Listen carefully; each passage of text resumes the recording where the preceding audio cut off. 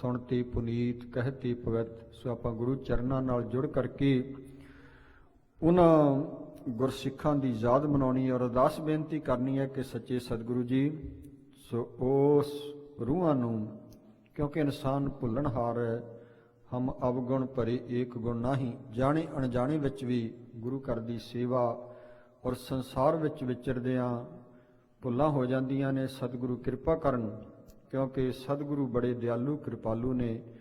ਆਪਣੀਆਂ ਚਰਨਾਂ ਵਿੱਚ ਉਹਨਾਂ ਰੂਹਾਂ ਨੂੰ ਨਿਵਾਸ ਬਖਸ਼ਿਸ਼ ਕਰਨ, ਕਿਉਂਕਿ ਅਨੇਕਾਂ ਫਰਮਾਨ ਹੈ ਸੱਚੇ ਸਤਿਗੁਰਾਂ ਦੇ ਕਿ ਗੁਰਮੁਖ ਪਤ ਸਿਉ ਲੇਖਾ ਨਿਬੜੈ, ਔਰ ਗੁਰੂ ਪਿਆਰਿਆਂ ਦਾ ਲੇਖਾ ਜਿਹੜਾ ਗੁਰੂ ਆਪ ਨਿਬੇੜ ਲੈਂਦਾ ਹੈ। ਧਰਮ ਰਾਏ ਦਰ ਕਾਗਦ ਫਾਰੇ, ਜਨ ਨਾਨਕ ਲੇਖਾ ਸਮਝਾ। ਸੋ ਸਾਡਾ ਫਰਜ਼ ਬਣਦਾ ਹੈ ਕਿ ਤਰਲਾ ਲੈਣਾ ਹੈ ਕਿ ਸਤਿਗੁਰੂ ਜੀ ਕਿਰਪਾ ਕਰਨੀ, ਔਰ ਉਹਨਾਂ ਦੇ ਸੰਬੰਧੀਆਂ ਪਰਿਵਾਰਾਂ ਨੂੰ ਭਾਣਾ ਮੰਨਣ ਦਾ, ਔਰ ਸਿੱਖ ਪੰਥ ਨੂੰ ਉਹਨਾਂ ਦੇ ਪਾਏ ਹੋਏ ਸ਼ੁਭ ਪੂਰਨਿਆਂ 'ਤੇ ਚੱਲਣ ਦੀ, ਜੋ ਸ਼ੁਭ ਕਰਮ ਕੀਤੇ ਨੇ ਸੋ ਉਹਨਾਂ 'ਤੇ ਚੱਲਣ ਦੀ ਸਾਨੂੰ ਸਤਿਗੁਰੂ ਸਮਰੱਥਾ ਬਖਸ਼ਿਸ਼ ਕਰਨ। ਸੋ ਸਮੁੱਚੀਆਂ ਸੰਗਤਾਂ ਨੂੰ ਬੇਨਤੀ ਹੈ ਕਿ ਲਾਈਵ ਵੀ ਜਿਹੜੀਆਂ ਸੰਗਤਾਂ ਜੁੜਦੀਆਂ ਨੇ, ਕਿਉਂਕਿ ਕੱਲ੍ਹ ਸਿਮਰਨ ਵੀ ਉਸ ਤੋਂ ਉਪਰੰਤ ਹੋਣਾ ਹੈ, ਸੋ ਗੁਰੂ ਘਰ ਵੀ ਪਹੁੰਚਣ ਦੀ ਕਿਰਪਾਲਤਾ ਕਰਨੀ। ਅਤੇ ਧੰਨ ਧੰਨ ਬ੍ਰਹਮ ਗਿਆਨੀ ਬਾਬਾ ਬੁੱਢਾ ਜੀ, ਉਹਨਾਂ ਦੇ ਆਗਮਨ ਦਿਹਾੜੇ ਵਿੱਚ ਸੰਬੰਧ ਵਿੱਚ 2 ਅਖੰਡ ਪਾਠ ਅੱਜ ਪ੍ਰਕਾਸ਼ ਹੋ ਚੁੱਕੇ ਨੇ, ਜਿਨ੍ਹਾਂ ਦੇ ਭੋਗ ਐਤਵਾਰ 10:30 ਵਜੇ ਪੈਣਗੇ, ਔਰ ਉਸ ਤੋਂ ਉਪਰੰਤ ਦੀਵਾਨ ਸਜਣੇ ਨੇ।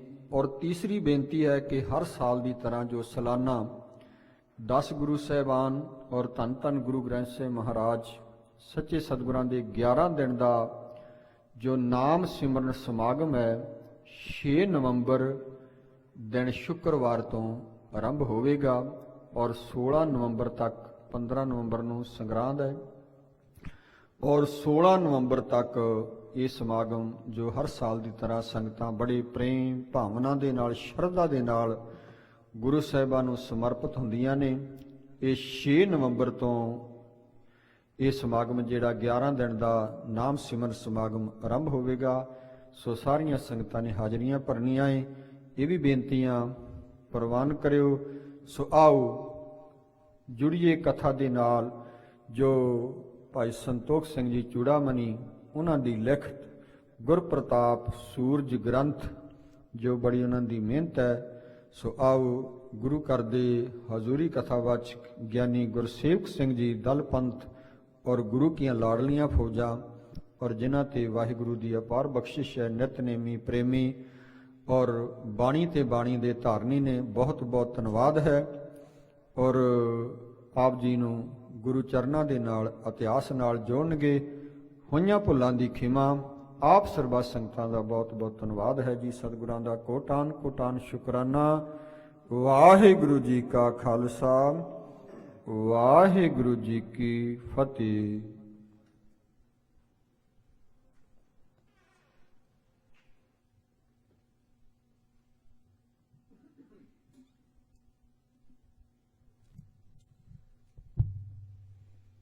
ਸ੍ਰੀ ਵਾਹਿਗੁਰੂ ਜੀ।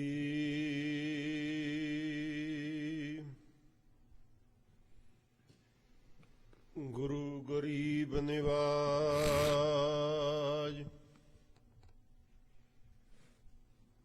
ਸ੍ਰੀ ਨਾਨਕ ਪਾਦ ਪੰਕਜ ਬੰਦਨ, ਪਾਦ ਪੰਕਜ ਬੰਦਨ, ਸਿਮਰਉ ਅੰਗਦ ਦੋਖ ਨਿਕੰਦਨ,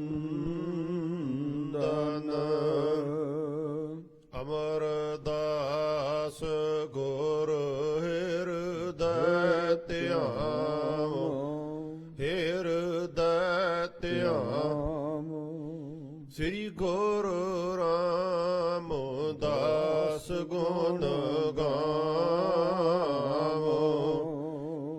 ਸ੍ਰੀ ਅਰਜਨ ਬੇਗਨਨ ਕੇ ਨਾਸਕ, ਬੇਗਨਨ ਕੇ ਨਾਸਕ, ਹਰ ਗੋਬਿੰਦ ਸੁਭ ਸੁਮਤ ਪ੍ਰਕਾਸ਼ਕ ਸ੍ਰੀ ਹਰਿ ਰਾਏ ਨਮੋ ਕਰ ਜੋਰੀ ਨਮੋ ਕਰ ਜੋਰੀ ਗੁਰ ਹਰਿ ਕ੍ਰਿਸ਼ਨ ਮਨਾਏ ਬਹੋਰੀ ਤੇਗ ਬਹਾਦਰ ਪਰਮ ਕਿਰਪਾਲਾ ਪਰਮ ਕਿਰਪਾਲਾ ਸ੍ਰੀ ਗੁਰ ਗੋਬਿੰਦ ਸਿੰਘ ਵਿਸਾਲਾ ਤਾਰੋਂ ਤਾਰਾ ਪਰ ਪੁਨ ਪੁਨ ਸੀਸਾ ਜੀ ਪੁਨ ਪੁਨ ਸੀਸਾ ਬੰਦੋਂ ਬਾਰ ਬਾਰ ਜਗਦੀਸ਼ਾ ਜਿਸ ਮਹਿ ਅੰਮ੍ਰਿਤ ਗਿਆਨ ਹੈ ਮਾਣਕ ਭਗਤ ਵੈਰਾਗ ਗੁਰੂ ਗ੍ਰੰਥ ਸਾਹਿਬ ਉਦਦ ਬੰਦੋਂ ਕਰ ਅਨੁਰਾਗ ਕਹਾਂ ਬੁੱਧ ਪ੍ਰਭ ਤੁਛ ਹਮਾਰੀ ਵਰਨ ਸਕੈ ਮਹਿਮਾ ਜੋ ਤਿਹਾਰੀ ਹਮ ਨ ਸਕਤ ਕਰ ਸਿਫਤ ਤੁਮਾਰੀ ਆਪ ਲਿਹੋ ਤੁਮ ਕਥਾ ਸੁਧਾਰੀ ਵਾਹਿਗੁਰੂ ਜੀ ਹਮ ਨ ਸਕਤ ਕਰ ਸਿਫਤ ਤੁਮਾਰੀ ਆਪ ਲਿਹੋ ਤੁਮ ਕਥਾ ਸੁਧਾਰੀ ਸਤਨਾਮ ਸ੍ਰੀ ਵਾਹਿਗੁਰੂ ਜੀ ਕਰਹੁ ਸੁਖੈਨ ਬਾਸ ਕੋ ਤਹਾਂ ਹੋਏ ਅਨੇਕ ਮਨਤਾ ਮਹਾ ਨੈ ਕੀਜਹਿ ਚਿਤ ਮੈਂ ਦੋ ਚਿਤਾਈ ਪੂਰਬ ਤੇ ਅਬ ਬਨਹਿ ਸਵਾਈ ਕਰਹੁ ਸੁਖੈਨ ਬਾਸ ਕੋ ਤਹਾਂ।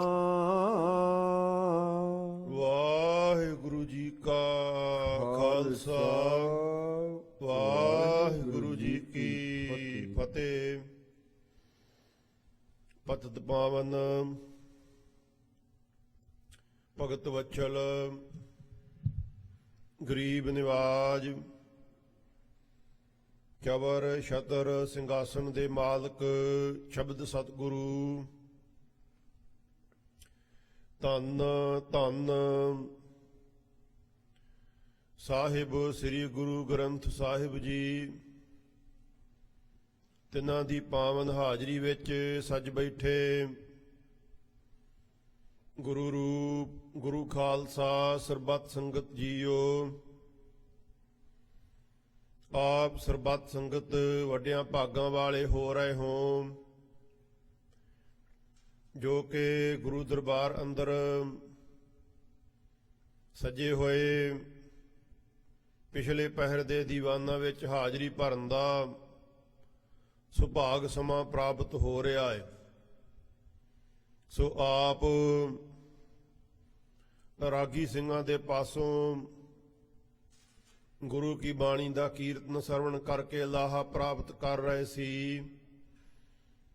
ਸੋ ਹੁਣ ਸਤਿਗੁਰਾਂ ਦੇ ਇਤਿਹਾਸ ਦੀ ਕਥਾ ਆਰੰਭ ਹੋ ਰਹੀ ਹੈ ਜੋ ਕਿ ਲੜੀ ਦੇ ਨਾਲ ਆਪਾਂ ਰੋਜ਼ ਹੀ ਵਿਚਾਰ ਕਰਨ ਦਾ ਯਤਨ ਕਰਦੇ ਹਾਂ। ਪਿੱਛੇ ਆਪ ਜੀ ਨੇ ਸਰਵਣ ਕੀਤਾ ਹੈ ਕਿ ਸਤਿਗੁਰੂ ਸ੍ਰੀ ਗੁਰੂ ਹਰਿਰਾਏ ਸਾਹਿਬ ਜੀ ਕੀਰਤਪੁਰ ਸਾਹਿਬ ਦੇ ਵਿੱਚੋਂ ਕਰਤਾਰਪੁਰ ਸਾਹਿਬ ਨਗਰ ਦੇ ਵਿੱਚ ਆਏ ਹੈ। ਇੱਥੇ ਸਤਿਗੁਰਾਂ ਨੇ ਵਾਰ-ਵਾਰ ਪੜਾ ਲਾਇਆ ਹੈ। ਜੋ ਨਗਰ ਨਿਵਾਸੀ ਸਨ ਜਦੋਂ ਉਹਨਾਂ ਨੂੰ ਪਤਾ ਲੱਗਾ ਬੜਾ ਚਾਅ ਧਾਰਨ ਕਰਕੇ ਉਹ ਸਤਿਗੁਰਾਂ ਦੇ ਕੋਲ ਦਰਸ਼ਨ ਕਰਨ ਦੇ ਵਾਸਤੇ ਆਏ। ਕਈ ਪ੍ਰਕਾਰ ਦੇ ਬਚਨ ਵਿਲਾਸ ਹੋਏ। ਫਿਰ ਸਤਿਗੁਰਾਂ ਨੇ ਉਹਨਾਂ ਨੂੰ ਪੁੱਛਿਆ ਕਿ ਜਿਸ ਤਰ੍ਹਾਂ ਸਤਿਗੁਰੂ ਸ੍ਰੀ ਗੁਰੂ ਅਰਜਨ ਸਾਹਿਬ ਜੀ ਮਹਾਰਾਜ ਇਸ ਜਗ੍ਹਾ ਤੇ ਆਏ ਔਰ ਨਗਰ ਵਸਾਇਆ, ਉਹ ਸਾਰਾ ਪ੍ਰਸੰਗ ਸਾਨੂੰ ਦੱਸੋ। ਉਹਨਾਂ ਨੇ ਦੱਸਿਆ ਮਹਾਰਾਜ ਨਗਰ ਜਿਸ ਤਰ੍ਹਾਂ ਵਸਾਇਆ ਸਾਰਾ। ਉਹਨਾਂ ਨੇ ਸਤਿਗੁਰਾਂ ਨੂੰ ਇਤਿਹਾਸ ਜੋ ਸੀ ਸੁਣਾਇਆ ਕਿ ਇਸ ਪ੍ਰਕਾਰ ਦੇ ਨਾਲ ਬਚਨ ਹੋਇਆ। ਕੋਈ ਸਾਡੇ ਨਗਰ ਦੇ ਜੋ ਬਜ਼ੁਰਗ ਸਨ ਉਹ ਸ਼ਰਧਾ ਵਾਲੇ ਸਨ, ਉਹਨਾਂ ਨੇ ਜ਼ਮੀਨ ਦੇਣ ਦੇ ਵਾਸਤੇ ਸਤਿਗੁਰਾਂ ਦਾ ਬਚਨ ਮੰਨਿਆ। ਕੋਈ ਸਨ ਉਹਨਾਂ ਨੇ ਨਾ ਕਰ ਦਿੱਤੀ। ਫਿਰ ਸਤਿਗੁਰਾਂ ਨੇ ਨਗਰ ਵਸਾਇਆ। ਕਈ ਪ੍ਰਕਾਰ ਦੇ ਨਗਰ ਜੋ ਸੀ ਨਗਰ ਨੂੰ ਵਾਰ ਸਤਿਗੁਰਾਂ ਨੇ ਦੇਣੇ ਕੀਤੇ। ਫਿਰ ਜਦੋਂ ਨਗਰ ਵਸਾਇਆ ਸਤਿਗੁਰਾਂ ਨੇ ਆਪਣੇ ਰਹਿਣ ਦੇ ਵਾਸਤੇ, ਸਤ ਸੰਗਤ ਕਰਨ ਦੇ ਵਾਸਤੇ ਇੱਕ ਦੀਵਾਨ ਹਾਲ ਬਣਾਉਣ ਦੇ ਵਾਸਤੇ ਫੁਰਨਾ ਕੀਤਾ ਕਿ ਭਈ ਐਡਾ ਵੱਡਾ ਦੀਵਾਨ ਹਾਲ ਬਣਾਇਆ ਜਾਵੇ। ਪਰ ਉਨੀ ਵੱਡੀ ਲੱਕੜ ਨਹੀਂ ਸੀ ਕਿਤੇੋਂ ਪ੍ਰਾਪਤ ਹੋ ਰਹੀ। ਸਾਰੇ ਇਲਾਕੇ ਦੇ ਵਿੱਚ ਭਾਲ ਕੀਤੀ ਪਰ ਲੱਕੜ ਨਾ ਕਿਤੇੋਂ ਪ੍ਰਾਪਤ ਹੋਈ। ਜਿਸ ਤਰ੍ਹਾਂ ਕਿ ਲੰਮੀ ਲੱਕੜ ਚਾਹੀਦੀ ਸੀ, ਥੰਮੀ ਦੇਣ ਦੇ ਵਾਸਤੇ ਵੀ ਥੰਮਲਾ ਚਾਹੀਦਾ ਸੀ। ਉਹ ਜਦੋਂ ਮਸੰਦਾਂ ਨੇ ਆ ਕਰਕੇ ਕਿਹਾ ਕਿ ਮਹਾਰਾਜ ਲੱਕੜ ਨਹੀਂ ਕਿਤੇ ਇਲਾਕੇ ਦੇ ਵਿੱਚੋਂ ਪ੍ਰਾਪਤ ਹੋ ਰਹੀ, ਆਪ ਮਹਾਰਾਜ ਕਿਰਪਾ ਕਰਕੇ ਦੱਸੋ ਕਿ ਹੁਣ ਕਿਸ ਤਰ੍ਹਾਂ ਦੇ ਨਾਲ ਜੋ ਦੀਵਾਨ ਹਾਲ ਹੈ ਉਸ ਦੀ ਸੇਵਾ ਕੀਤੀ ਜਾਵੇ। ਉਸ ਮੌਕੇ ਤੇ ਸਤਿਗੁਰਾਂ ਦੀ ਹਾਜ਼ਰੀ ਵਿੱਚ ਇੱਕ ਸਿੱਖ ਸੀ, ਉਹਨੇ ਕਿਹਾ ਮਹਾਰਾਜ ਸਾਡੇ ਇਲਾਕੇ ਦੇ ਵਿੱਚ ਇੱਕ ਬੜਾ ਵੱਡਾ ਦਰਖਤ ਹੈ ਟਾਹਲੀ ਦਾ, ਬੜਾ ਪੁਰਾਣਾ ਹੈ, ਓਡਾ ਵੱਡਾ ਦਰਖਤ ਹੋ ਸਕਦਾ ਕਿਤੇ ਸਾਰੇ ਇਲਾਕੇ ਦੇ ਵਿੱਚ ਨਾ ਹੋਵੇ।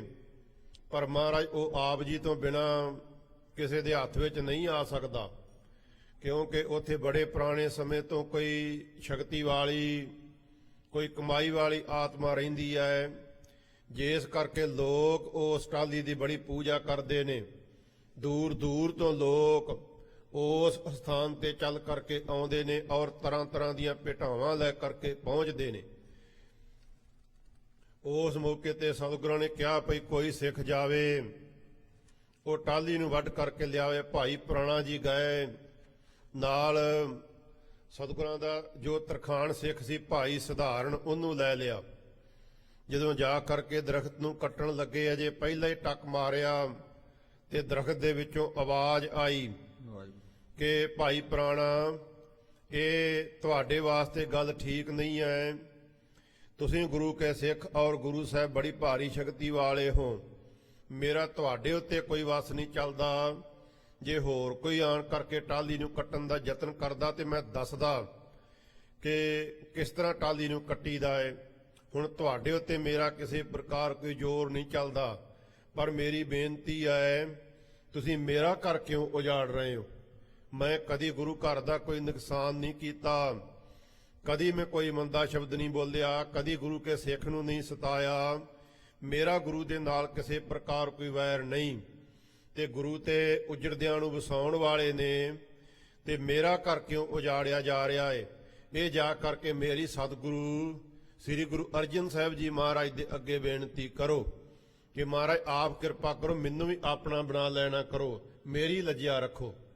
ਇਸ ਤਰ੍ਹਾਂ ਜਦੋਂ ਉਸ ਨੇ ਬਚਨ ਕਹੇ, ਭਾਈ ਪੁਰਾਣਾ ਤੇ ਭਾਈ ਸਧਾਰਨ ਨੇ ਉਸ ਮੌਕੇ ਤੇ ਸਲਾਹ ਕਰਕੇ ਫੇਰ ਸਤਿਗੁਰਾਂ ਦੇ ਕੋਲ ਆਏ।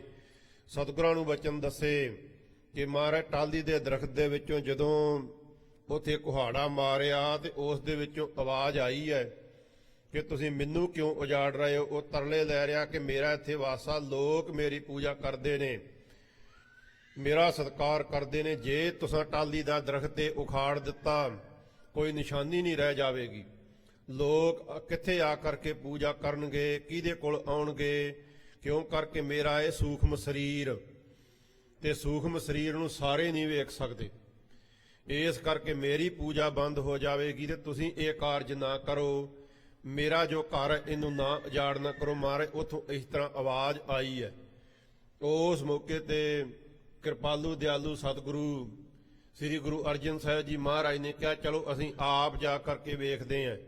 ਸਤਿਗੁਰੂ ਜੀ ਪਾਲਕੀ ਦੇ ਵਿੱਚ ਸਵਾਰ ਹੋ ਕਰਕੇ ਉਸ ਅਸਥਾਨ ਦੇ ਵੱਲੇ ਜਦੋਂ ਜਾਣ ਲੱਗੇ, ਨਾਲ ਬੜੀ ਭਾਰੀ ਗਿਣਤੀ ਵਿੱਚ ਸੰਗਤਾਂ ਵੀ ਤਿਆਰ ਹੋ ਗਈਆਂ। ਉਹਨਾਂ ਨੇ ਮਨ ਵਿੱਚ ਸੋਚਿਆ ਕਿ ਟਾਹਲੀ ਦੇ ਦਰਖਤ ਦੇ ਵਿੱਚੋਂ ਆਵਾਜ਼, ਬੜੀ ਹੈਰਾਨਗੀ ਹੋਈ। ਚਲੋ ਅਸੀਂ ਵੀ ਜਾ ਕਰਕੇ ਸਤਿਗੁਰਾਂ ਦੇ ਨਾਲ ਇਹ ਕੌਤਕ ਵੇਖਦੇ ਹਾਂ। ਜਦੋਂ ਸਤਿਗੁਰੂ ਜੀ ਸੰਗਤਾਂ ਦੇ ਨਾਲ ਉਸ ਅਸਥਾਨ ਤੇ ਪੁੱਜੇ, ਉਥੇ ਉਸ ਮੌਕੇ ਤੇ ਫੇਰ ਆਵਾਜ਼ ਆਈ ਕਿ ਮਹਾਰਾਜ ਮੇਰੀ ਨਮਸਕਾਰ ਹੈ ਆਪ ਜੀ ਨੂੰ, ਤੇ ਮਹਾਰਾਜ ਕਿਰਪਾ ਕਰੋ, ਮੇਰਾ ਇੱਥੇ ਵਾਸਾ ਹੈ, ਮੈਂ ਕਈਆਂ ਚਿਰਾਂ ਤੋਂ ਇੱਥੇ ਰਹਿ ਰਿਹਾ ਹਾਂ, ਲੋਕ ਮੇਰੀ ਪੂਜਾ ਕਰਦੇ ਨੇ। ਜੇ ਟਾਹਲੀ ਦਾ ਦਰਖਤ ਤੁਸਾਂ ਉਜਾੜ ਦਿੱਤਾ ਤੇ ਮੇਰੀ ਪੂਜਾ ਹਟ ਜਾਵੇਗੀ, ਲੋਕ ਮੇਰਾ ਸਤਿਕਾਰ ਨਹੀਂ ਕਰਨਗੇ, ਪੂਜਾ ਨਹੀਂ ਕਰਨਗੇ। ਸਤਿਗੁਰਾਂ ਨੇ ਉਸ ਮੌਕੇ ਤੇ ਉਹਨੂੰ ਬਚਨ ਕਿਹਾ ਕਿ ਭਾਈ ਤੂੰ ਕਿਸੇ ਗੱਲ ਦਾ ਫਿਕਰ ਨਾ ਕਰ, ਚਿੰਤਾ ਨਾ ਕਰ। ਅਸੀਂ ਇਹ ਕੋਈ ਜੋ ਲੱਕੜ ਹੈ ਕਿਸੇ ਮਾੜੇ ਥਾਂ ਤੇ ਨਹੀਂ ਲਾਉਣੀ, ਗੁਰੂ ਘਰ ਦੇ ਵਿੱਚ ਵਰਤੀ ਜਾਵੇਗੀ। ਅਸੀਂ ਸੰਗਤਾਂ ਦੇ ਬੈਠਣ ਦੇ ਵਾਸਤੇ ਇੱਕ ਸਤ ਸੰਗਤ ਘਰ, ਦੀਵਾਨ ਘਰ ਬਣਾਉਣਾ ਚਾਹੁੰਦੇ ਆ, ਜਿੱਥੇ ਬੈਠ ਕਰਕੇ ਸੰਗਤਾਂ ਦਿਨੇ ਰਾਤ ਕੀਰਤਨ ਕਰਨਗੀਆਂ, ਗੁਰੂ ਕੇ ਗੁਣਾਂ ਨੂੰ ਗਾਉਣਗੀਆਂ, ਪਰਮੇਸ਼ਰ ਦੀ ਬੰਦਗੀ ਕਰਨਗੀਆਂ, ਤੇ ਉਸ ਦੇ ਨਾਲ ਤੇਰਾ ਵੀ ਭਲਾ ਹੋ ਜਾਵੇਗਾ, ਤੇਰਾ ਵੀ ਪਾਰ ਉਤਾਰਾ ਹੋ ਜਾਵੇਗਾ। ਇਸ ਕਰਕੇ ਤੂੰ ਇਸ ਕੰਮ ਦੇ ਵਿੱਚ ਵਿਘਨ ਨਾ ਕਰ, ਤੂੰ ਵੀ ਸਾਡੇ ਨਾਲ ਉੱਥੇ ਚੱਲਣਾ ਕਰ। ਉੱਥੇ ਜਾਣ ਦੇ ਨਾਲ, ਸਤ ਸੰਗਤ ਪ੍ਰਾਪਤ ਹੋਣ ਦੇ ਨਾਲ ਤੇਰਾ ਵੀ ਪਾਰ ਉਤਾਰਾ ਹੋ ਜਾਵੇਗਾ, ਤੇਰਾ ਵੀ ਭਲਾ ਹੋ ਜਾਵੇਗਾ। ਇਸ ਤਰੀਕੇ ਦੇ ਨਾਲ ਸਤਿਗੁਰੂ ਸ੍ਰੀ ਗੁਰੂ ਅਰਜਨ ਸਾਹਿਬ ਜੀ ਮਹਾਰਾਜ ਨੇ ਉਸ ਨੂੰ ਬਚਨ ਕਹੇ। ਉਹ ਜੋ ਕੋਈ ਆਤਮਾ ਸੀ ਜੋ ਸੂਖਮ ਸਰੀਰ ਧਾਰ ਕਰਕੇ ਉੱਥੇ ਰਹਿ ਰਹੀ ਸੀ, ਉਹਨੂੰ ਸਤਿਗੁਰਾਂ ਨੇ ਜਾ ਕਰਕੇ ਧੀਰਜ ਦਿੱਤੀ, ਉਹਨੂੰ ਸਮਝਾਇਆ। ਇੱਥੋਂ ਤੱਕ ਆਪ ਜੀ ਨੇ ਕੱਲ ਦੇ ਅਧਿਆਇ ਦੇ ਵਿੱਚ ਕਥਾ ਸਰਵਣ ਕੀਤੀ ਸੀ। ਇਸ ਤੋਂ ਅੱਗੇ ਜੋ ਸਤਿਗੁਰਾਂ ਦੇ ਇਤਿਹਾਸ ਦੀ ਕਥਾ ਆਰੰਭ ਹੋ ਰਹੀ ਹੈ, ਆਪ ਸਰਬੱਤ ਸੰਗਤ ਮਨ ਚਿੱਤ ਬਿਰਤੀ ਨੂੰ ਇਕਾਗਰ ਕਰਕੇ ਸਤਿਗੁਰਾਂ ਦੇ ਇਤਿਹਾਸ ਦੀ ਕਥਾ ਸਰਵਣ ਕਰੀਏ। ਗੱਜ ਕੇ ਬੋਲੀਏ, ਸਤਨਾਮ ਸ੍ਰੀ ਵਾਹਿਗੁਰੂ ਸਾਹਿਬ ਜੀ। ਸਤਨਾਮ ਸ੍ਰੀ ਵਾਹਿਗੁਰੂ ਜੀ। ਕਰਹੁ ਸੁਖੈਨ ਬਾਸ ਕੋ ਤਹਾਂ। ਮਹਾਰਾਜ ਕਹਿਣ ਲੱਗੇ ਕਿ ਤੂੰ ਵੀ ਚੱਲ, ਉਥੇ ਸਤ ਸੰਗਤ ਦਾ ਵਾਸਾ ਹੋਵੇਗਾ, ਕਥਾ ਕੀਰਤਨ ਦੇ ਪ੍ਰਵਾਹ ਚੱਲਣਗੇ, ਭਾਰੀ ਗਿਣਤੀ ਵਿੱਚ ਸੰਗਤਾਂ ਜੁੜਨਗੀਆਂ, ਤੇ ਤੂੰ ਵੀ ਉੱਥੇ ਨਾਲ ਹੀ ਚੱਲਣਾ ਕਰ। ਉੱਥੇ ਜਾ ਕਰਕੇ ਤੂੰ ਵੀ ਵਾਸਾ ਕਰ ਲੈਣਾ ਕਰ, ਸੁਖੈਨ ਵਾਸਾ ਹੋਵੇਗਾ, ਤੈਨੂੰ ਕਿਸੇ ਪ੍ਰਕਾਰ ਦੀ ਕੋਈ ਮੁਸ਼ਕਲ ਨਹੀਂ ਆਵੇਗੀ। ਉੱਥੇ ਤੂੰ ਵੀ ਗੁਰੂ ਘਰ ਦੇ ਵਿੱਚ ਜਾ ਕਰਕੇ ਰਹਿਣਾ ਕਰ। ਹੋਏ ਅਨੇਕ ਮੰਨਤਾ ਮਹਾ। ਤੇ ਉਸ ਅਸਥਾਨ ਦੀ ਬਹੁਤ ਵੱਡੀ ਮੰਨਤਾ ਹੋਵੇਗੀ, ਲੋਕ ਦੂਰ ਦੂਰ ਤੋਂ ਉਸ ਅਸਥਾਨ ਦੇ ਦਰਸ਼ਨ ਕਰਨ ਦੇ ਵਾਸਤੇ ਆਇਆ ਕਰਨਗੇ। ਨਾਂ ਵੀ ਤੇਰੇ ਨਾਂ ਤੇ ਬਣ ਜਾਵੇਗਾ, ਥਾਂ ਵੀ ਥੰਮ ਸਾਹਿਬ ਨਾਂ ਉਸਦਾ ਹੋਵੇਗਾ। ਉਹ ਤੇਰਾ ਥਮੜਾ ਲੈ ਕਰਕੇ ਜਾ ਰਹੇ ਆ, ਇਸ ਕਰਕੇ ਤੇਰਾ ਵੀ ਨਾਂ ਬਣ ਜਾਵੇਗਾ, ਤੇਰਾ ਭਲਾ ਹੋ ਜਾਵੇਗਾ ਸੰਗਤ ਵਿੱਚ ਆਉਣ ਦਾ ਕਰਕੇ। ਨਹਿ ਕੀਜਹਿ ਚਿਤ ਮੈਂ ਦੋ ਚਿਤਾਈ। ਤੇ ਇਸ ਕਰਕੇ ਦੁਚਿੱਤਾ ਪੈਣਾ ਨਾ ਤੂੰ ਮਨ ਦੇ ਵਿੱਚ ਕਰ, ਦੋ ਮਨ ਨਾ ਬਣਾ ਕਿ ਮੈਂ ਜਾਵਾਂ ਜਾਂ ਨਾ ਜਾਵਾਂ, ਮੇਰੀ ਪੂਜਾ ਵਿੱਚ ਨਾ ਫਰਕ ਪਾਵੇ, ਮੇਰਾ ਕੀ ਬਣੇਗਾ, ਮੈਂ ਦੁਖੀ ਹੋਵਾਂਗਾ। ਮਹਾਰਾਜ ਕਹਿਣ ਲੱਗੇ ਇਸ ਤਰ੍ਹਾਂ ਤੂੰ ਦੁਚਿੱਤਾ ਆਪਣਾ ਨਾ ਕਰ, ਦੋ ਮਨ ਨਾ ਬਣਾ। ਤੂੰ ਸਾਡੇ ਬਚਨ ਮੰਨ ਤੇ ਤੂੰ ਉੱਥੇ ਸਤ ਸੰਗਤ ਦੇ ਵਿੱਚ, ਤੂੰ ਗੁਰੂ ਕੀ ਸੰਗਤ ਦੇ ਵਿੱਚ ਜਾ ਕਰਕੇ ਤੂੰ ਹੀ ਵਸਣਾ ਕਰ, ਤੂੰ ਹੀ ਸੰਗਤ ਦੀ ਪ੍ਰਾਪਤੀ ਕਰ ਲੈਣਾ ਕਰ, ਤੇਰਾ ਭਲਾ ਹੋ ਜਾਵੇਗਾ, ਤੇਰਾ ਪਾਰ ਉਤਾਰਾ ਹੋ ਜਾਵੇਗਾ। ਪੂਰਬ ਤੇ ਅਬ ਬਨ ਹੈ ਸਵਾਈ। ਬਾਕੀ ਤੂੰ ਗੱਲ ਕਰ ਰਿਹਾ ਹੈ ਕਿ ਮੈਨੂੰ ਉੱਥੇ ਆ ਕਰਕੇ ਮੁਸ਼ਕਲ ਆਵੇਗੀ, ਕਿਸੇ ਪ੍ਰਕਾਰ ਮੁਸ਼ਕਲ ਨਹੀਂ ਆਵੇਗੀ। ਬਹੁਤਾ ਉੱਥੇ ਸੰਗਤਾਂ ਜੁੜ ਕਰਕੇ ਗੁਰੂ ਕੀ ਬਾਣੀ ਦੇ ਕੀਰਤਨ ਕਰਨਗੀਆਂ, ਕਥਾ ਕਰਨਗੀਆਂ, ਤੇਰਾ ਭਲਾ ਹੋ ਜਾਵੇਗਾ, ਤੇਰਾ ਪਾਰ ਉਤਾਰਾ ਹੋ ਜਾਵੇਗਾ। ਇਮ ਸੁਣ ਕੇ ਸਤਿਗੁਰ ਤੇ ਸੋਏ। ਇਸ ਤਰ੍ਹਾਂ ਜਦੋਂ ਸਤਿਗੁਰਾਂ ਨੇ ਉਸ ਨੂੰ ਧੀਰਜ ਵਾਲੇ ਬਚਨ ਕਹੇ ਕਿ ਕਿਸੇ ਪ੍ਰਕਾਰ ਤੂੰ ਚਿੰਤਾ ਨਾ ਕਰ, ਜੋ ਸਤ ਸੰਗਤ ਹੈ ਇਸ ਦੇ ਵਿੱਚ ਪਾਵਰ ਹੈ, ਪਸ਼ੂ ਪ੍ਰੇਤ ਮੁਗਧ ਕਉ ਤਾਰੇ, ਪਾਥਰ ਪਾਰ ਉਤਾਰੇ।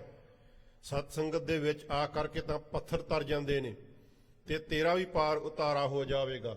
ਇਸ ਤਰ੍ਹਾਂ ਜਦੋਂ ਸਤਿਗੁਰਾਂ ਦੇ ਕੋਲੋਂ ਉਸ ਆਤਮਾ ਨੇ ਸਤਿਗੁਰਾਂ ਦੇ ਬਚਨ ਸੁਣੇ, ਅੰਮ੍ਰਿਤਮਈ ਬਚਨ, ਸ਼ਾਂਤੀ ਭਰੇ ਬਚਨ ਜਦੋਂ ਸਤਿਗੁਰਾਂ ਦੇ ਸਰਵਣ ਕੀਤੇ, ਹਿਰਦੈ ਆਨੰਦ ਬਿਲੰਦੇ ਹੋਏ। ਤੇ ਸਤਿਗੁਰਾਂ ਦੇ ਬਚਨ ਸਰਵਣ ਕਰਨ ਦੇ ਨਾਲ ਹੀ ਬਹੁਤ ਭਾਰੀ ਆਨੰਦ ਦੀ ਪ੍ਰਾਪਤੀ ਹੋਈ। ਸਤਿਗੁਰਾਂ ਦੇ ਬਚਨ ਸਰਵਣ ਕਰਨ ਦੇ ਨਾਲ ਹੀ ਸ਼ਾਂਤੀ ਮਿਲ ਗਈ। ਕਰੀ ਬੰਦਨਾ ਤੁਸ਼ਨ ਹੋਇਓ। ਫਿਰ ਉਹ ਜੋ ਆਤਮਾ ਸੀ ਨਾ, ਕੋਈ ਰੂਹ ਰਹਿ ਰਹੀ ਸੀ ਟਾਲੀ ਦੇ ਦਰਖਤ ਦੇ ਉੱਤੇ, ਉਹਨੇ ਸਤਿਗੁਰਾਂ ਨੂੰ ਨਮਸਕਾਰ ਕੀਤੀ ਤੇ ਫੇਰ ਨਹੀਂ ਕਿਸੇ ਪ੍ਰਕਾਰ ਕੋਈ ਆਵਾਜ਼ ਆਈ। ਉਹ ਤੂਛਣ ਹੋ ਗਈ ਜੋ ਆਤਮਾ ਸੀ, ਉਹ ਚੁੱਪ ਧਾਰਨ ਕਰ ਲਈ, ਉਹਨੂੰ ਸ਼ਾਂਤੀ ਦੀ ਪ੍ਰਾਪਤੀ ਹੋ ਗਈ। ਅਦਨੋ ਹਿਤ ਸ਼ੋਧਨ ਮਹਿ ਜੋਇਓ। ਤੇ ਜੋ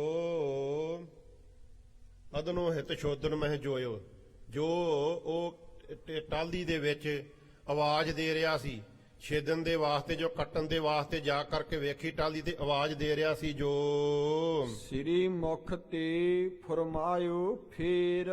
ਤੇ ਫੇਰ ਸਤਿਗੁਰੂ ਸ੍ਰੀ ਗੁਰੂ ਅਰਜਨ ਸਾਹਿਬ ਜੀ ਮਹਾਰਾਜ ਨੇ ਮੁਖ ਤੋਂ ਫਰਮਾਇਆ ਆਪਣੇ ਸਿੱਖਾਂ ਨੂੰ, ਭਾਈ ਪੁਰਾਣੇ ਨੂੰ ਔਰ ਭਾਈ ਸਿਧਾਰਨ ਨੂੰ। ਸਤਿਗੁਰੂ ਜੀ ਇਸ ਤਰ੍ਹਾਂ ਕਹਿਣ ਲੱਗੇ ਬਚਨ, ਸੁਨੋ ਤ੍ਰਿਖਾਣ ਸਧਾਰਨ ਹੀਰ। ਸਤਿਗੁਰੂ ਜੀ ਕਹਿਣ ਲੱਗੇ ਭਾਈ ਪੁਰਾਣਾ ਤੇ ਭਾਈ ਸਿਧਾਰਨ, ਭਾਈ ਸਿਧਾਰਨ ਤੂੰ ਐ ਮਿਸਤਰੀ ਤਰਖਾਣ ਸਿੱਖ, ਤੇ ਤੂੰ ਚੰਗੀ ਤਰ੍ਹਾਂ ਦੇ ਨਾਲ ਇਹਨੂੰ ਵੇਖ ਲੈਣਾ ਕਰ, ਕਿਉਂ ਕਰਕੇ ਤਰਖਾਣ ਨੂੰ ਪਛਾਣ ਹੁੰਦੀ ਹੈ ਕਿ ਇਹ ਲੱਕੜ ਕਿੰਨੀ ਕੁ ਲੱਕੜ ਹੈ, ਕਿਹੜੇ ਕੰਮ ਆ ਸਕਦੀ ਹੈ, ਕਿਹੜੇ ਕਾਰਜ ਵਿੱਚ ਵਰਤੀ ਜਾ ਸਕਦੀ ਹੈ। ਤੂੰ ਇਹਨੂੰ ਚੰਗੀ ਤਰ੍ਹਾਂ ਦੇ ਨਾਲ ਆਪਣੀ ਨਿਗਾਹ ਵਿੱਚ ਕੱਢ ਲੈਣੀ ਕਰ, ਲੱਕੜ ਵੇਖ ਲੈਣੀ ਕਰ। ਜਿਤੋ ਸਥੰਭ ਰਾਖਬੋ ਕਰਨੋ। ਤੇ ਜਿੰਨਾ ਉੱਥੇ ਥਮਲਾ ਚਾਹੀਦਾ ਨਾ ਉੱਥੇ ਦੀਵਾਨ ਹਾਲ ਦੇ ਵਾਸਤੇ, ਜਿੰਨਾ ਉੱਥੇ ਤੂੰ ਮਿਹਨਤੀ ਕਰ ਕਰਕੇ ਲਿਆਇਆ ਏ ਕਿ ਇੰਨਾ ਵੱਡਾ ਜਿਹੜਾ ਥਮਲਾ ਉਹ ਚਾਹੀਦਾ, ਇੰਨੇ ਨਾਲ ਸਰ ਸਕਦਾ ਏ, ਜਿੰਨੀ ਤੂੰ ਮਿਹਨਤੀ ਕੀਤੀ ਹੋਈ ਐ। ਕਰ ਮਿਹਨਤੀ ਕੋ ਭਲੇ ਸੁਧਰਨੋ। ਤੇ ਉਸ ਮਿਹਨਤੀ ਨੂੰ ਚੰਗੀ ਤਰ੍ਹਾਂ ਦੇ ਨਾਲ ਵੇਖ ਕਰਕੇ ਕਿਤੇ ਘਟ ਨਾ ਰਹਿ ਜਾਵੇ, ਉਸ ਮਿਹਨਤੀ ਨੂੰ ਚੰਗੀ ਤਰ੍ਹਾਂ ਦੇ ਨਾਲ ਸੋਧ ਕਰਕੇ ਵੇਖ ਕਰਕੇ ਜਿੰਨਾ ਤੂੰ ਮਿਹਨਤ ਕਰਕੇ ਲਿਆ ਉਹਨਾਂ ਕੱਟ ਲੈਣਾ ਕਰ। ਸਭ ਵਿਦ ਕਰਕੋ ਏਠਾਂ ਤਿਆਰ। ਮਹਾਰਾਜ ਕਹਿਣ ਲੱਗੇ ਇਹ ਲੱਕੜ ਹੈ ਬਹੁਤ ਭਾਰੀ, ਇਹਦੇ ਮੁੱਢ ਦਾ ਥਮਲਾ ਤੁਸੀਂ ਬਣਾਓਗੇ ਤੇ ਬਹੁਤ ਭਾਰੀ ਲੱਕੜ ਹੈ, ਮੋਟੀ ਹੈ, ਤੇ ਇਸ ਕਰਕੇ ਇਹਨੂੰ ਇੱਥੇ ਹੀ ਤੁਸੀਂ ਤਿਆਰ ਕਰ ਲੈਣਾ ਕਰੋ। ਇਸ ਨੂੰ ਇੱਥੇ ਗੋਲ ਕਰਕੇ ਜਾਂ ਜਿਸ ਤਰ੍ਹਾਂ ਵੀ ਤੁਸੀਂ ਬਣਾਉਣਾ ਚਾਹੁੰਦੇ ਹੋ ਥਮਲਾ ਬਣਾ ਲੈਣਾ ਕਰੋ। ਹੌਰਾ ਹੈ ਜਾਏਂਗੇ ਭਾਰ। ਤੇ ਜਦੋਂ ਤੁਸੀਂ ਇਸ ਨੂੰ ਇੱਥੇ ਘੜ ਲਓਗੇ ਚੰਗੀ ਤਰ੍ਹਾਂ ਦੇ ਨਾਲ, ਤੇਸ਼ਿਆਂ ਦੇ ਨਾਲ ਛਿੱਲ ਕਰਕੇ, ਕੁਹਾੜਿਆਂ ਦੇ ਨਾਲ ਕੱਟ ਕਰਕੇ, ਆਰੀ ਨਾਲ ਵੱਢ ਕਰਕੇ, ਤੇ ਜੋ ਵਾਧੂ ਲੱਕੜ ਇਸ ਦੇ ਨਾਲ ਉਹ ਝੜ ਜਾਵੇਗੀ, ਲਹਿ ਜਾਵੇਗੀ। ਇਸ ਤਰ੍ਹਾਂ ਕਰਨ ਦੇ ਨਾਲ ਇਹਦਾ ਜੋ ਬਹੁਤਾ ਭਾਰ ਹੈ ਨਾ, ਵਾਧੂ ਲੱਕੜ ਲੈ ਜਾਵੇਗੀ ਤੇ ਕੁਝ ਨਾ ਕੁਝ ਭਾਰ ਇਸ ਦਾ ਹੌਲਾ ਹੋ ਜਾਵੇਗਾ। ਬੋਹਰ ਸਕਟ ਪਰ ਧਰ ਕੇ ਲਿਆਵਹੁ। ਤੇ ਬਾਅਦ ਵਿੱਚ ਮਹਾਰਾਜ ਕਹਿੰਦੇ ਇਹਨੂੰ ਚੰਗੀ ਤਰ੍ਹਾਂ ਦੇ ਨਾਲ ਘੜ ਕਰਕੇ ਨਾ, ਇਹਨੂੰ ਬਣਾ ਕਰਕੇ ਤੇ ਫਿਰ ਗੱਡੇ ਮੰਗਾ ਲਿਓ, ਗੱਡਿਆਂ ਦੇ ਉੱਤੇ ਲੱਦ ਦੇਣਾ ਕਰਿਓ, ਇਸ ਨੂੰ ਗੱਡੇ ਉੱਤੇ ਲੱਦ ਕਰਕੇ ਲੈ ਆਇਓ। ਬ੍ਰਿਖ ਬ੍ਰਿੰਦ ਤੇ ਸੰਗ ਲਗਾਵਹੁ। ਤੇ ਗੱਡੇ ਦੇ ਨਾਲ ਜੋੜੇ ਜਾਂਦੇ ਆ ਦੋ ਬਲਦ, ਜੇ ਦੋਣਾ ਨਾ ਸਰ ਸਕੇ ਕਿਉਂਕਿ ਭਾਰੀ ਲੱਕੜ ਹੈ, ਤੇ ਨਾਲ ਹੋਰ ਬਲਦ ਜੋੜ ਲੈਣੇ ਕਰਿਓ, ਗੱਡੇ ਉੱਤੇ ਲੱਦ ਕਰਕੇ ਲਿਆਓ, ਕੋਈ ਮਜ਼ਬੂਤ ਗੱਡਾ ਲੈ ਕਰਕੇ, ਚੰਗਾ ਲੈ ਕਰਕੇ। ਤੇ ਜੇ ਦੋ ਬਲਦਾਂ ਨਾਲ ਨਾ ਸਰੇ ਤੇ ਹੋਰ ਜਿਹੜੇ ਬਲਦ ਆ ਉਹ ਮੰਗਾ ਕਰਕੇ ਲੈ ਆਇਓ। ਕਹਿ ਸਤਗੁਰ ਪੁਰ ਕੋ ਹਟਿਆਏ। ਇਸ ਤਰ੍ਹਾਂ ਸਤਿਗੁਰੂ ਜੀ ਭਾਈ ਪੁਰਾਣੇ ਨੂੰ ਤੇ ਔਰ ਭਾਈ ਸਿਧਾਰਨ ਨੂੰ ਸਤਿਗੁਰੂ ਜੀ ਬਚਨ ਕਰਕੇ ਤੇ ਫਿਰ ਸਤਿਗੁਰੂ ਜੀ ਜਿੱਥੇ ਪੜਾ ਲੱਗਾ ਹੋਇਆ ਸੀ ਇਸ ਅਸਥਾਨ ਨੂੰ ਮਾਰੇ ਵਾਪਸ ਆ ਗਏ। ਲੋਕ ਦੱਸ ਰਹੇ ਸ੍ਰੀ ਗੁਰੂ ਹਰਕ੍ਰਿਸ਼ਨ ਸਾਹਿਬ ਜੀ ਮਹਾਰਾਜ ਨੂੰ ਕਿ ਮਹਾਰਾਜ ਸਤਿਗੁਰੂ ਜੀ ਫਿਰ ਵਾਪਸ ਆ ਗਏ। ਸੇਵਕ ਸੁਜਸ ਕਰਤ ਸਮਧਾਏ। ਤੇ ਸਾਰੇ ਸਤਿਗੁਰਾਂ ਦੇ ਜੋ ਸੇਵਕ ਸਨ, ਸ਼ਰਧਾਲੂ ਸਿੱਖ ਸੰਗਤਾਂ ਨਾਲ ਗਈਆਂ ਸਨ, ਉਹ ਬੜੀ ਸਤਿਗੁਰਾਂ ਦੀ ਵਡਿਆਈ ਕਰਨ ਲੱਗੇ ਕਿ ਸਤਿਗੁਰੂ ਜੀ ਬੜੇ ਕਿਰਪਾਲੂ ਦਿਆਲੂ ਨੇ। ਪਤਾ ਨਹੀਂ ਕਿੰਨੇ ਚਿਰ ਤੋਂ ਇਹ ਕੋਈ ਆਤਮਾ ਭਟਕ ਰਹੀ ਸੀ, ਸਤਿਗੁਰੂ ਜੀ ਉਸ ਦਾ ਵੀ ਉਧਾਰ ਕਰਨਗੇ ਤੇ ਨਾਲ ਨਾਲ ਇਸ ਦਰਖਤ ਜੋ ਟਾਲੀ ਇਹਦਾ ਵੀ ਉਧਾਰ ਕਰ ਦੇਣਗੇ। ਇਸ ਤਰ੍ਹਾਂ ਸੰਗਤਾਂ ਬੜਾ ਸਤਿਗੁਰਾਂ ਦਾ ਜਸ ਕਰਦੀਆਂ। ਧਰ ਕੋਠਾਰ ਪੁਨ ਛੇਦਤ ਥਾਤੀ। ਤੇ ਫੇਰ ਜੋ ਖਾਤੀ ਸੀ ਨਾ ਤਰਖਾਣ ਸਿੱਖ ਭਾਈ ਸਿਧਾਰਨ, ਉਹਨੇ ਹੱਥ ਦੇ ਵਿੱਚ ਕੁਹਾੜਾ ਲੈ ਕਰਕੇ ਤੇ ਉਹ ਟਾਲੀ ਨੂੰ ਕੱਟਣਾ ਸ਼ੁਰੂ ਕੀਤਾ। ਬਲ ਤੇ ਕਰਿਓ ਮੂਲ ਤੇ ਘਾਤੀ। ਬਹੁਤੇ ਬਲ ਦੇ ਨਾਲ, ਜੋ ਕਈ ਦੇ ਨਾਲ ਮਿੱਟੀ ਪਾਸੇ ਕਰਕੇ ਜੋ ਥੱਲਿਓਂ ਜੜਾਂ ਸੀ ਉਸ ਨੇ ਕੱਟ ਦੇਣੀਆਂ ਕੀਤੀਆਂ। ਮੁੱਢ ਜਿਹੜਾ ਸੀ ਉਹ ਭਾਈ ਸਿਧਾਰਨ ਨੇ ਕੱਟ ਦੇਣਾ ਕੀਤਾ। ਬਹੁ ਨਰ ਲੱਗ ਕਰ ਦਿਓ ਚਰਾਏ। ਤੇ ਫਿਰ ਰੱਸਾ ਪਾ ਕਰਕੇ ਗਿਰਾਏ ਤੇ ਫਿਰ ਬਹੁਤੇ ਮਨੁੱਖਾਂ ਨੇ ਖਿੱਚ ਕਰਕੇ ਉਹ ਜੋ ਟਾਲੀ ਦਾ ਦਰਖਤ ਸੀ ਉਸ ਨੂੰ ਸੁੱਟ ਦੇਣਾ ਕੀਤਾ, ਧਰਤੀ ਤੇ ਗਿਰਾ ਦੇਣਾ ਕੀਤਾ। ਕਦਨ ਸਿਕੰਦ ਕਰੇ ਤੇ ਸਮਧਾਏ। ਜਿਹੜੇ ਉਸ ਦੇ ਟਾਣੇ ਸੀ ਨਾ ਬੜੇ ਬੜੇ ਮੋਟੇ, ਉਹ ਉਸ ਦੇ ਨਾਲੋਂ ਕੱਟ ਕਰਕੇ ਮੁੱਢ ਦੇ ਨਾਲੋਂ ਵੱਖਰੇ ਕਰ ਦਿੱਤੇ ਗਏ। ਇੱਕੋ ਜਿਹਾ ਥੰਮੜਾ ਵਾਲਾ ਵੱਡਾ ਭਾਰਾ ਮੁੱਢ ਸੀ, ਉਹ ਰਹਿਣ ਦਿੱਤਾ। ਮੈਨ ਕਰ ਜਿਤੋ ਚਹਿ ਪਰਮਾਨ। ਤੇ ਜਿੰਨਾ ਪ੍ਰਮਾਣ ਚਾਹੀਦਾ ਸੀ, ਮਿੰਤੀ ਜਿੰਨੀ ਚਾਹੀਦੀ ਸੀ ਥੰਮੜੇ ਦੇ ਵਾਸਤੇ, ਉਹ ਪੂਰੀ ਪੂਰੀ ਸਧਾਰਨ ਤਰਖਾਣ ਨੇ ਚੰਗੀ ਤਰ੍ਹਾਂ ਦੇ ਨਾਲ ਵੇਖ ਕਰਕੇ ਮਿਣਤੀ ਕਰਕੇ ਤਿਤੋ ਰਾਖ ਕਰ ਪੀਨ ਮਹਾਨ। ਤੇ ਜੋ ਬਹੁਤਾ ਵੱਡਾ ਮੁੱਢ ਸੀ ਉਹਨਾਂ ਉਹ ਮਿੰਤੀ ਦੇ ਨਾਲ ਕੱਟ ਦੇਣਾ ਕੀਤਾ ਗਿਆ। ਭਾਈ ਸਧਾਰਨ ਨੇ ਉਹਨਾਂ ਜੋ ਸੀ ਉਹ ਵੱਖਰਾ ਕਰ ਲਿਆ ਥੰਮੜਾ ਬਣਾਉਣ ਦੇ ਵਾਸਤੇ। ਨੀਕੇ ਘਰਿਓ ਗੋਲ ਸਭ ਕਰਿਓ। ਤੇ ਉਸ ਨੂੰ ਚੰਗੀ ਤਰ੍ਹਾਂ ਦੇ ਨਾਲ ਘੜ ਕਰਕੇ ਜੋ ਵਾਧੂ ਲੱਕੜ ਸੀ ਨਾ ਉਸ ਦੇ ਨਾਲੋਂ, ਉਹ ਤੇਸਿਆਂ ਦੇ ਨਾਲ ਛਿੱਦ ਕਰਕੇ ਆਰੀਆਂ ਨਾਲ ਕੱਟ ਕਰਕੇ ਸਾਰੀ ਵਾਧੂ ਲੱਕੜ ਜਿਹੜੀ ਸੀ ਉਹ ਲਾਹ ਕਰਕੇ ਉਸ ਨੂੰ ਗੋਲ ਕਰ ਦਿੱਤਾ ਗਿਆ। ਆਕ੍ਰਿਤ ਸੁੰਦਰ ਕਰ ਤਹ ਧਰਿਓ। ਤੇ ਗੋਲ ਕਰਕੇ ਤੇ ਬਹੁਤ ਸੁੰਦਰ ਬਣਾ ਦਿੱਤਾ ਗਿਆ, ਉਸ ਨੂੰ ਵੇਖਣ ਦੇ ਲਾਇਕ ਬਣਾ ਦਿੱਤਾ ਗਿਆ, ਐ ਗੋਲ ਕਰ ਦਿੱਤਾ ਗਿਆ। ਭਾਈ ਸਧਾਰਨ ਨੇ ਇੰਨੀ ਮਿਹਨਤ ਕੀਤੀ। ਬ੍ਰਿਖ ਬ੍ਰਿੰਦ ਜੁਤ ਸਕਟ ਮੰਗਾਓ। ਤੇ ਫਿਰ ਉਸ ਨੂੰ ਇੱਥੇ ਲਿਆਉਣ ਦੇ ਵਾਸਤੇ ਨਾ ਮਹਾਰਾਜ, ਤੇ ਫਿਰ ਗੱਡਾ ਮੰਗਾਇਆ ਗਿਆ, ਨਾਲ ਬਲਦ ਮੰਗਾਏ ਗਏ। ਬਹੁ ਮਾਨਵ ਮਿਲ ਤਹਾਂ ਚੜਾਇਓ। ਤੇ ਫਿਰ ਬਹੁਤੇ ਮਨੁੱਖਾਂ ਨੇ ਇਕੱਤਰ ਹੋ ਕਰਕੇ ਤੇ ਬਲ ਲਾ ਕਰਕੇ ਤੇ ਜੋ ਉਹ ਥੰਮੜਾ ਸੀ ਉਸ ਨੂੰ ਗੱਡੇ ਦੇ ਉੱਤੇ ਲੱਦ ਦੇਣਾ ਕੀਤਾ, ਗੱਡੇ ਤੇ ਚੜਾ ਦੇਣਾ ਕੀਤਾ। ਬੜੇ ਯਤਨ ਤੇ ਲਿਆਵਨ ਕੀਨ। ਤੇ ਬਹੁਤ ਬੜੇ ਯਤਨ ਦੇ ਨਾਲ, ਕਿਉਂਕਿ ਭਾਰਾ ਸੀ ਤੇ ਗੋਲ ਕੀਤਾ ਹੋਇਆ ਸੀ, ਕਦੀ ਕਿਸੇ ਪਾਸੇ ਰਿੜ ਰਿਹਾ ਸੀ, ਕਦੀ ਕਿਸੇ ਪਾਸੇ ਨੂੰ, ਬੜੇ ਯਤਨ ਦੇ ਨਾਲ ਗੱਡੇ ਉੱਤੇ ਲੱਦ ਕਰਕੇ ਤੇ ਫੇਰ ਮਹਾਰਾਜ ਐਸ ਅਸਥਾਨ ਦੇ ਉੱਤੇ ਲੈ ਕਰਕੇ ਅਸੀਂ ਆਏ। ਜਹ ਘਰ ਚਿਨਹਿ ਤਹਾਂ ਧਰ ਦੀਨ। ਤੇ ਜਿੱਥੇ ਮਹਾਰਾਜ ਰਾਜ ਮਿਸਤਰੀ ਕੰਮ ਕਰ ਰਹੇ ਸੀ ਨਾ, ਉਸ ਮੌਕੇ ਤੇ ਵੱਡੇ ਸਤਿਗੁਰਾਂ ਦੇ ਮੌਕੇ ਤੇ ਸ੍ਰੀ ਗੁਰੂ ਅਰਜਨ ਸਾਹਿਬ ਜੀ ਦੇ ਵੇਲੇ, ਜਿੱਥੇ ਸਾਰਾ ਘਰ ਦਾ ਕਾਰਜ ਚੱਲ ਰਿਹਾ ਸੀ ਦੀਵਾਨ ਹਾਲ ਬਣਾਉਣ ਦੇ ਵਾਸਤੇ, ਉੱਥੇ ਲਿਆ ਕਰਕੇ ਗੱਡੇ ਤੋਂ ਉਤਾਰ ਦੇਣਾ ਕੀਤਾ, ਰੱਖ ਦੇਣਾ ਕੀਤਾ। ਸ੍ਰੀ ਸਤਗੁਰ ਹੀਰਨ ਹਿਤ ਆਏ। ਤੇ ਉਸ ਮੌਕੇ ਤੇ ਸਤਿਗੁਰੂ ਜੀ ਦੀਵਾਨ ਦੇ ਵਿੱਚੋਂ ਆਪ ਉੱਠ ਕਰਕੇ ਤੇ ਉਹ ਥੰਮੜਾ ਜੋ ਸੀ ਉਹਨੂੰ ਵੇਖਣ ਦੇ ਵਾਸਤੇ ਮਹਾਰਾਜ ਆਪ ਚੱਲ ਕਰਕੇ ਆਏ। ਸੁੰਦਰ ਘਰਿਓ ਕਹਿਤ ਸਮਦਾਏ। ਤੇ ਸਾਰੇ ਹੋਰ ਵੀ ਲੋਕ ਨਾਲ ਸਤਿਗੁਰਾਂ ਦੇ ਸੰਗਤਾਂ ਵੇਖਿਆ, ਜਿਨ੍ਹਾਂ ਨੇ ਆ ਕਰਕੇ ਉਹ ਕਹਿਣ ਲੱਗੇ ਵੀ ਇਹ ਭਾਈ ਸਧਾਰਨ ਤਰਖਾਣ ਨੇ ਬੜੀ ਮਿਹਨਤ ਕੀਤੀ ਹੈ, ਬਹੁਤ ਸੁੰਦਰ ਘੜਿਆ, ਇਸ ਨੂੰ ਗੋਲ ਕੀਤਾ ਹੋਇਆ ਏ। ਤਬ ਕਾਰੀਗਰ ਜਬੈ ਨਿਹਾਰਾ। ਤੇ ਫਿਰ ਕਾਰੀਗਰ ਜਿਹੜੇ ਰਾਜ ਮਿਸਤਰੀ ਸੀ, ਕਿਉਂ ਕਰਕੇ ਭਾਈ ਸਧਾਰਨ ਤੇ ਸੀ ਨਾ ਲੱਕੜ ਦਾ ਕੰਮ ਕਰਨ ਵਾਲਾ ਰਾਜ ਮਿਸਤਰੀ, ਜੋ ਕਮਰਿਆਂ ਦਾ ਕੰਮ ਕਰਨ ਵਾਲੇ ਸਨ, ਕੰਧਾਂ ਦਾ ਕੰਮ ਕਰਨ ਵਾਲੇ ਸਨ, ਉਹਨਾਂ ਨੇ ਜਦੋਂ ਉਹ ਥੰਮੜਾ ਲਿਆਂਦਾ ਹੋਇਆ ਵੇਖਿਆ ਤੇ ਉਹ ਵੀ ਬੜੇ ਖੁਸ਼ ਹੋਏ। ਖਰੂ ਕਰਨ ਕੋ ਬਿਉਂਤ ਵਿਚਾਰਾ। ਉਹਨਾਂ ਨੇ ਸਾਰੀ ਮਿੰਤੀ ਕਰਕੇ ਤੇ ਉਹ ਥੰਮੜਾ ਜਿਹੜਾ ਸੀ ਵਿੱਚ ਘਰ ਦੀਵਾਨ ਦੇ ਜਿੱਥੇ ਖੜਾ ਕਰਕੇ ਉਸ ਦੇ ਉੱਤੇ ਸ਼ਤੀਰ ਟਿਕਾਉਣੇ ਸਨ, ਉਹ ਖੜਾ ਕਰਨ ਦੇ ਵਾਸਤੇ ਮਿੰਤੀ ਕੀਤੀ ਗਈ। ਸਾਰੀ ਵਿਉਂਤ ਜੋ ਸੀ ਉਹ ਲਾਈ ਗਈ। ਨਾਰਗਣ ਲੱਗੇ ਉਚਾਇਓ ਸੋਏ। ਤੇ ਜਦੋਂ ਬਹੁਤੇ ਆਦਮੀਆਂ ਨੂੰ ਲੈ ਕਰਕੇ ਉਹਨਾਂ ਨੇ ਉਹ ਥੰਮੜਾ ਜਿਹੜਾ ਸੀ ਚੁੱਕਣ ਦਾ ਯਤਨ ਕੀਤਾ, ਉਹ ਚੁੱਕ ਕਰਕੇ ਖੜਾ ਕੀਤਾ।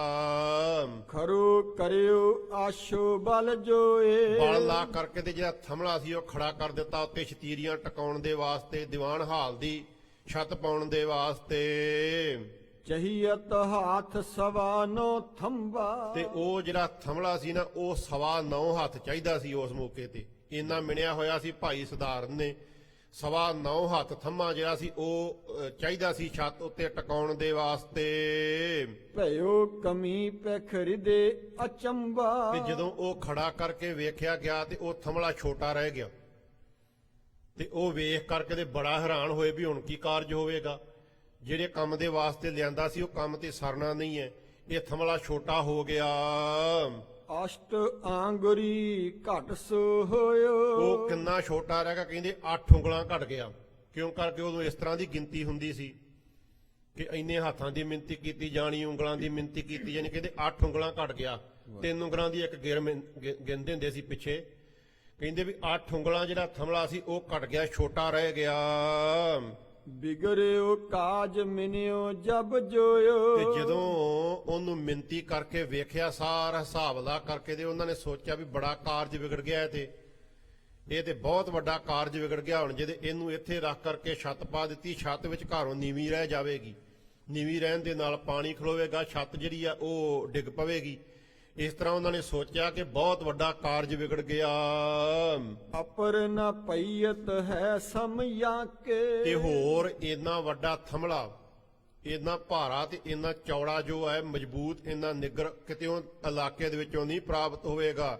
ਇੰਨੀ ਲੱਕੜ ਨਹੀਂ ਕਿਤੇੋਂ ਮਿਲ ਸਕੇਗੀ। ਮੰਦਰ ਬਨੇ ਆਸਰੇ ਕਾਂਕੇ। ਤੇ ਹੁਣ ਜਿਹੜਾ ਮੰਦਰ ਬਣਾਇਆ ਜਾਵੇਗਾ, ਦੀਵਾਨ ਹਾਲ ਬਣਾਇਆ ਜਾ ਰਿਹਾ ਸੰਗਤਾਂ ਦੇ ਬੈਠਣ ਦੇ ਵਾਸਤੇ, ਇਹ ਕਿਹਦੇ ਆਸਰੇ ਬਣਾਇਆ ਜਾਵੇ? ਕਿਉਂਕਿ ਇਹ ਤੇ ਛੋਟਾ ਰਹਿ ਗਿਆ, ਕਿਸੇ ਕਾਰਜ ਦਾ ਨਹੀਂ ਇਹ ਰਹਿ ਗਿਆ। ਹੁਣ ਗੁਰ ਆਗੇ ਤਬ ਅਰਜ ਗੁਜਾਰੇ। ਉਸ ਮੌਕੇ ਤੇ ਜੋ ਮਿਸਤਰੀ ਸੀ ਨਾ, ਰਾਜ ਮਿਸਤਰੀ, ਉਹਨਾਂ ਨੇ ਜਾ ਕਰਕੇ ਤੇ ਸ੍ਰੀ ਗੁਰੂ ਅਰਜਨ ਸਾਹਿਬ ਜੀ ਦੇ ਕੋਲ ਬੇਨਤੀ ਕੀਤੀ। ਪਹਿਲਾਂ ਬੜਾ ਯਤਨ ਕੀਤਾ ਉਹਨਾਂ ਨੇ ਕੀ ਕੀਤਾ ਜਾਵੇ। ਹੁਣ ਫੇਰ ਜਾ ਕਰਕੇ ਉਹਨਾਂ ਨੇ ਸਤਿਗੁਰੂ ਸ੍ਰੀ ਗੁਰੂ ਅਰਜਨ ਸਾਹਿਬ ਜੀ ਮਹਾਰਾਜ ਦੇ ਕੋਲ ਬੇਨਤੀ ਕੀਤੀ। ਉਸ ਸਮੇਂ ਪ੍ਰਭ ਜੀ ਦੀਰਘ ਕਾਜ ਬਿਗਾਰੇ। ਉਹ ਰਾਜ ਮਿਸਤਰੀ ਕਹਿਣ ਲੱਗੇ, ਮਹਾਰਾਜ ਬਹੁਤ ਵੱਡਾ ਕਾਰਜ ਵਿਗੜ ਗਿਆ ਹੈ। ਮਹਾਰਾਜ ਜਿਸ ਕਾਰਜ ਦੇ ਵਾਸਤੇ ਆਪਾਂ ਮਿਹਨਤ ਕੀਤੀ ਸੀ, ਉਹ ਮਿਹਨਤ ਥਾਂ ਪਈ ਨਹੀਂ, ਬਹੁਤ ਵੱਡਾ ਕਾਰਜ ਵਿਗੜ ਗਿਆ। ਦੁਰਲਭ ਦਾਰ ਯਤਨ ਕਰ ਲੀਨ। ਮਹਾਰਾਜ ਬਹੁਤ ਵੱਡੀ ਦੁਰਲਭ ਲੱਕੜ ਜਿਹੜੀ ਸੀ ਉਹ ਯਤਨ ਕਰਕੇ ਲੱਭੀ, ਤੇ ਉਸ ਨੂੰ ਬੜੇ ਯਤਨ ਦੇ ਨਾਲ ਇੱਥੇ ਲਿਆਂਦਾ, ਕੱਟਿਆ ਗਿਆ। ਇੰਨੀ ਮਿਹਨਤ ਕੀਤੀ ਲੱਕੜ ਪ੍ਰਾਪਤ ਕਰਨ ਦੇ ਵਾਸਤੇ। ਅਸ਼ਟ ਆਂਗੁਰੀ ਭਇਓ ਬਹੀਨ। ਤੇ ਮਹਾਰਾਜ ਉਹ ਜੋ ਥੰਮਲਾ ਨਾ ਲਿਆਂਦਾ ਹੋਇਆ, ਉਹ ਤੇ ਛੋਟਾ ਰਹਿ ਗਿਆ ਹੈ, 8 ਉਂਗਲਾਂ ਛੋਟਾ ਹੈ। ਤੇ ਇੰਨਾ ਜੋ ਫਰਕ ਹੈ ਇਹ ਨਹੀਂ ਨਿਕਲ ਸਕਦਾ। ਥੋੜਾ ਬਹੁਤਾ ਹੁੰਦਾ ਤੇ ਕੋਈ ਨਾ ਕੋਈ ਯਤਨ ਕਰਦੇ। ਮਹਾਰਾਜ ਉਹ ਜੋ ਥੰਮਲਾ 8 ਉਂਗਲਾਂ ਛੋਟਾ ਰਹਿ ਗਿਆ। ਬਦਰੂ ਸਦਨ ਬਿਗੜ ਕਰ ਜਾਏ। ਮਹਾਰਾਜ ਜੀ ਇੱਥੇ ਹੀ ਇਸ ਦੀ ਛੱਤ ਪਾ ਦਿੱਤੀ ਤੇ ਸਾਰਾ ਬਣਿਆ ਬਣਾਤਾ ਜੋ ਕੰਮ ਵਿਗੜ ਜਾਵੇਗਾ, ਫੇਰ ਨਹੀਂ ਸੂਤਰ ਆਵੇਗਾ, ਸਾਰੀ ਛੱਤ ਹੀ ਖਰਾਬ ਹੋ ਜਾਵੇਗੀ, ਪਾਣੀ ਵਿੱਚ ਚੋਏਗਾ ਤੇ ਚੋਣ ਦੇ ਨਾਲ ਛੱਤ ਦੀ ਬਹੁਤ ਵੱਡਾ ਕੰਮ ਵਿਗੜ ਗਿਆ, ਛੱਤ ਡਿੱਗ ਪਵੇਗੀ। ਉਹ ਬਹੁਤ ਮਾਰੇ ਕੰਮ ਵਿਗੜ ਗਿਆ, ਇੱਥੇ ਨਹੀਂ ਬਣ ਸਕਦਾ। ਜੇ ਇਸ ਪਰ ਅਬ ਚਿਨ੍ਹ ਬਣਾਏ। ਜੇ ਇਸੇ ਪ੍ਰਕਾਰ ਹੀ ਚਿਣ ਦੀਏ ਕੀ ਇਹ ਕਿ ਕੋਈ ਗੱਲ ਨਹੀਂ ਕਿ ਬਾਅਦ ਚ ਵੇਖਿਆ ਜਾਵੇਗਾ, ਮਾਰੇ ਕੰਮ ਵਿਗੜ ਜਾਵੇਗਾ, ਇਹ ਨਹੀਂ ਮੁੜ ਕੇ ਸੂਤਰ ਆਵੇਗਾ। ਅਪਰ ਉਪਾਏ ਨਹੀਂ ਬਨ ਆਵੇ। ਤੇ ਹੋਰ ਮਾਰੇ ਕੋਈ ਯਤਨ ਨਹੀਂ ਬਣ ਸਕਦਾ, ਹੋਰ ਕੋਈ ਯਤਨ ਨਹੀਂ ਹੋ ਸਕਦਾ। ਇਸ ਨੂੰ ਕਿਸ ਤਰ੍ਹਾਂ ਉੱਚਾ ਕੀਤਾ ਜਾਵੇ, ਕੋਈ ਸ਼ੈ ਵੀ ਨਹੀਂ ਉੱਤੇ ਰੱਖੀ ਜਾ ਸਕਦੀ। ਮਹਾਰਾਜ ਹੋਰ ਕੋਈ ਯਤਨ ਵੀ ਸਾਡੇ ਕੋਲ ਨਹੀਂ। ਕਰੇ ਜਥਾ ਰਾਵਰ ਕੋ ਭਾਵੇ। ਤੇ ਬਾਕੀ ਮਹਾਰਾਜ ਅੱਗੇ ਆਪ ਜੀ ਦੀ ਮਰਜ਼ੀ ਆ, ਆਪ ਜੀ ਦਾ ਹੁਕਮ ਹੈ। ਜਿਸ ਤਰ੍ਹਾਂ ਮਹਾਰਾਜ ਆਪ ਜੀ ਹੁਕਮ ਕਰੋਗੇ ਉਸੇ ਪ੍ਰਕਾਰ ਹੀ ਕੀਤਾ ਜਾਵੇਗਾ, ਜਿਸ ਤਰ੍ਹਾਂ ਆਪ ਜੀ ਕਹੋਗੇ। ਸੁਣ ਸਤ ਗੁਰ ਚੱਲ ਆਏ ਤਹਾਂ। ਇਹ ਰਾਜ ਮਿਸਤਰੀ ਦੇ ਕੋਲੋਂ ਗੱਲ ਸੁਣ ਕਰਕੇ ਤੇ ਸਤਿਗੁਰੂ ਸ੍ਰੀ ਗੁਰੂ ਅਰਜਨ ਸਾਹਿਬ ਜੀ ਮਹਾਰਾਜ ਆਪ ਚੱਲ ਕਰਕੇ ਆਏ। ਖਰੋ ਸਤੰਭਹੀਨ ਹੋਏ ਜਹਾਂ। ਤੇ ਜਿੱਥੇ ਉਹ ਸਥੰਭਾ ਜਿਹੜਾ ਖੜਾ ਕੀਤਾ ਹੋਇਆ ਸੀ ਥੰਮਲਾ, ਤੇ ਉਹ ਛੋਟਾ ਰਹਿ ਗਿਆ ਸੀ, ਉਸ ਸਥਾਨ ਦੇ ਉੱਤੇ ਮਹਾਰਾਜ ਸ੍ਰੀ ਗੁਰੂ ਅਰਜਨ ਸਾਹਿਬ ਜੀ ਚੱਲ ਕਰਕੇ ਆਏ। ਬਿਗਨ ਸਦਨ ਕੇ ਬਨ ਬੇਬਿਖੇ। ਤੇ ਜਿੱਥੇ ਦੀਵਾਨ ਹਾਲ ਬਣਾਉਣ ਦੇ ਵਿੱਚ ਬੜਾ ਵੱਡਾ ਵਿਘਨ ਪੈ ਰਿਹਾ ਸੀ, ਪਹਿਲੋਂ ਤੋਂ ਲੈ ਕਰਕੇ ਪਹਿਲੋਂ ਤੇ ਲੱਕੜ ਨਹੀਂ ਸੀ ਕਿਤੇੋਂ ਮਿਲੀ। ਲੱਕੜ ਮਿਲੀ ਤੇ ਸ਼ੁਕਰ ਕੀਤਾ ਕਿ ਲੱਕੜ ਮਿਲ ਗਈ ਹੈ। ਜੇ ਲੱਕੜ ਮਿਲੀ ਤੇ ਉਹ ਕੱਟਣ ਲੱਗਿਆ ਛੋਟੀ ਰਹਿ ਗਈ। ਜਿੱਥੇ ਵਿਘਨ ਪਿਆ ਹੋਇਆ ਸੀ ਦੀਵਾਨ ਹਾਲ ਬਣਾਉਣ ਦੇ ਵਿੱਚ, ਅੰਡੇ ਮਾਨਵ ਸਗਰੇ ਪਿਖੇ। ਤੇ ਸਾਰੇ ਜੋ ਮਨੁੱਖ ਸੀ ਉਹ ਵੇਖ ਰਹੇ ਸਨ, ਸੇਵਾਦਾਰ, ਰਾਜ ਮਿਸਤਰੀ ਤੇ ਸਤਿਗੁਰਾਂ ਦੇ ਦਰਸ਼ਨ ਕਰਨ ਆਈਆਂ ਜੋ ਸੰਗਤਾਂ ਸੀ, ਸਾਰੇ ਵੇਖ ਰਹੇ ਸਨ। ਪਛਤਾਪ ਕਰੇ ਮੁਖ ਭਾਖੇ। ਤੇ ਸਾਰੇ ਉਸ ਮੌਕੇ ਤੇ ਪਛਤਾਵਾ ਕਰ ਰਹੇ ਸੀ ਕਿ ਪਹਿਲੋਂ ਮਿੰਤੀ ਚੰਗੀ ਤਰ੍ਹਾਂ ਦੇ ਨਾਲ ਕਰਦੇ। ਕਿੰਨਾ ਵੱਡੀ ਲੱਕੜ ਲੱਭੀ ਸੀ, ਲੱਕੜ ਖਰਾਬ ਹੋ ਗਈ, ਸਾਰੇ ਜਿਹੜੇ ਸੀ ਪਛਤਾਵਾ ਕਰਨ ਲੱਗੇ। ਇਸਕੇ ਸਮ ਅਬ ਕਹਾਂ ਭਲਾਖੇ। ਕਹਿਣ ਲੱਗੇ ਵੀ ਇਹਦੇ ਬਰਾਬਰ ਦਾ ਥੰਮਲਾ ਹੁਣ ਏਡਾ ਲੱਕੜ ਕਿੱਥੋਂ ਲੱਭ ਕਰਕੇ ਲਿਆਵਾਂਗੇ। ਲੱਕੜ ਦੇ ਅੱਗੇ ਬੜੀ ਮੁਸ਼ਕਲ ਮਿਲੀ ਸੀ, ਕਿਸੇ ਜਗ੍ਹਾ ਤੋਂ ਪੱਕੀ ਥਾਂ ਤੋਂ ਲੱਕੜ ਵੱਢ ਕਰਕੇ ਲਿਆਂਦੀ ਹੈ, ਉਹ ਵੀ ਨਹੀਂ ਪੂਰੀ ਆ ਸਕੀ। ਇਹਦੇ ਵਰਗੀ ਲੱਕੜ ਹੁਣ ਕਿੱਥੋਂ ਪ੍ਰਾਪਤ ਕਰਾਂਗੇ। ਭਾਰੀ ਤਰ ਛੇਦਨ ਕਰ ਖੋਇਓ। ਕਹਿਣ ਲੱਗੇ ਇੰਨਾ ਭਾਰੀ ਦਰਖਤ ਸੀ, ਕਿੰਨੀ ਕੰਮ ਵਾਲੀ ਲੱਕੜ ਸੀ, ਤੇ ਇਹ ਸਧਾਰਨ ਮਿਸਤਰੀ ਨੇ ਕੋਈ ਸੋਚਿਆ। ਲੋਕ ਮਿਸਤਰੀ ਨੂੰ ਦੋਸ਼ ਦੇਣ ਲੱਗੇ, ਸਧਾਰਨ ਨੂੰ, ਤਰਖਾਣ ਨੂੰ, ਕਹਿਣ ਲੱਗੇ ਇਹਨੇ ਵੱਢ ਕਰਕੇ ਤੇ ਉਹ ਸਾਰੀ ਟਾਹਲੀ ਜੋ ਖਰਾਬ ਕਰ ਦਿੱਤੀ ਹੈ, ਵਿਅਰਥੀ ਗਵਾ ਦਿੱਤੀ। ਨਾਹਿਨ ਕਾਮ ਧਾਮ ਕੋ ਹੋਇਓ। ਤੇ ਇਹ ਲਿਆਂਦੀ ਸੀ ਸਤ ਸੰਗਤ ਘਰ ਬਣਾਉਣ ਦੇ ਵਾਸਤੇ, ਦੀਵਾਨ ਹਾਲ ਬਣਾਉਣ ਦੇ ਵਾਸਤੇ। ਉਹ ਵੀ ਨਹੀਂ ਕਾਰਜ ਕਰ ਸਕਿਆ, ਉਹ ਵੀ ਨਹੀਂ ਕਾਰਜ ਹੋ ਸਕਿਆ, ਵਿੱਚੇ ਰਹਿ ਗਿਆ।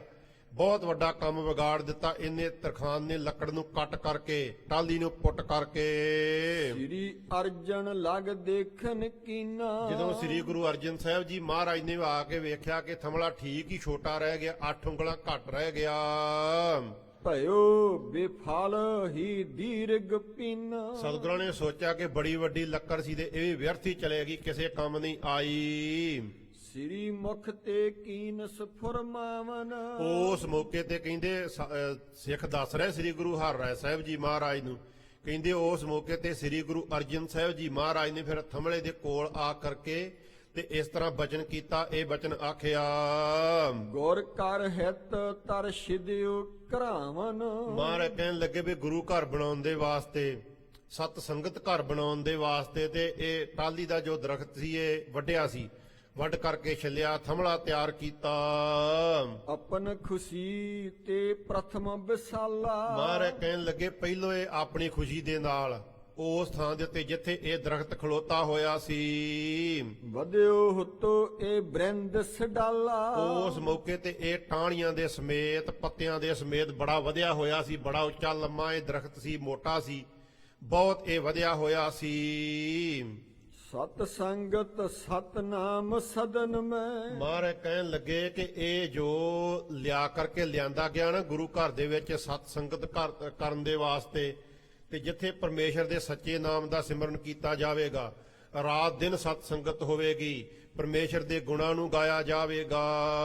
ਇਸ ਘਰ ਮੈਂ ਸਿਮਰੇ ਨਿਸ ਦਿਨ ਮੈਂ। ਤੇ ਰਾਤ ਦਿਨ ਸੰਗਤਾਂ ਇੱਥੇ ਬੈਠ ਕਰਕੇ ਸਿਮਰਨ ਕਰਨਗੀਆਂ, ਰਾਤ ਦਿਨ ਇੱਥੇ ਬੈਠ ਕਰਕੇ ਤੇ ਪਰਮੇਸ਼ਰ ਦੇ ਨਾਮ ਨੂੰ ਜਪਣਗੀਆਂ। ਜਾਂ ਤੇ ਇਹ ਅਬ ਹਮਰੇ ਕਹੇ। ਮਹਾਰਾਜ ਕਹਿਣ ਲੱਗੇ ਇਸ ਕਰਕੇ ਇਹ ਸਾਡੇ ਕਹਿਣ ਦੇ ਮੁਤਾਬਕ ਥਮਲੇ ਨੂੰ ਕਿਹਾ ਕਿ ਸਾਡਾ ਬਚਨ ਹੁਣ ਤੂੰ ਮੰਨ ਕਰਕੇ ਸਾਡੇ ਆਖੇ ਲੱਗ ਕਰਕੇ ਇੱਕ ਵਾਰ ਵਧੈ ਬਸਾਲ ਜਿਤਕ ਇਤ ਚਾਹੇ। ਜਿਸ ਤਰ੍ਹਾਂ ਮਹਾਰਾਜ ਕਹਿੰਦੇ ਉੱਥੇ ਵਧ ਰਿਹਾ ਸੀ ਨਾ ਜ਼ਮੀਨ ਦੇ ਵਿੱਚ ਪੱਤਿਆਂ ਦੇ ਸਮੇਤ, ਟਹਿਣੀਆਂ ਦੇ ਸਮੇਤ, ਇੱਥੇ ਹੁਣ ਆ ਕਰਕੇ ਰਹਿ ਗਿਆ ਛੋਟਾ।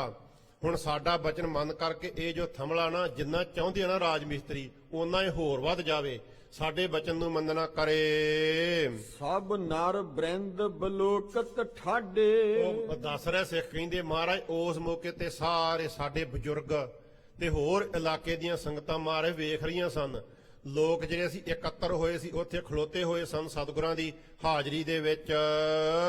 ਤਤ ਛਿਨ ਅਸ਼ਟ ਅੰਗੁਰੀ ਬਾਢੇ। ਤੇ ਉਸ ਮੌਕੇ ਤੇ ਮਹਾਰਾਜ ਇਹ ਜੋ ਥਮਲਾ ਸੀ ਨਾ ਸਾਰਿਆਂ ਦੇ ਵੇਂਦਿਆਂ ਵੇਂਦਿਆਂ 8 ਉਂਗਲਾਂ ਲੰਮਾ ਹੋ ਗਿਆ, ਆਪਣੇ ਆਪ ਹੀ ਵੱਧ ਗਿਆ ਸਤਿਗੁਰਾਂ ਦੇ ਬਚਨ ਦੇ ਅਨਸਾਰ।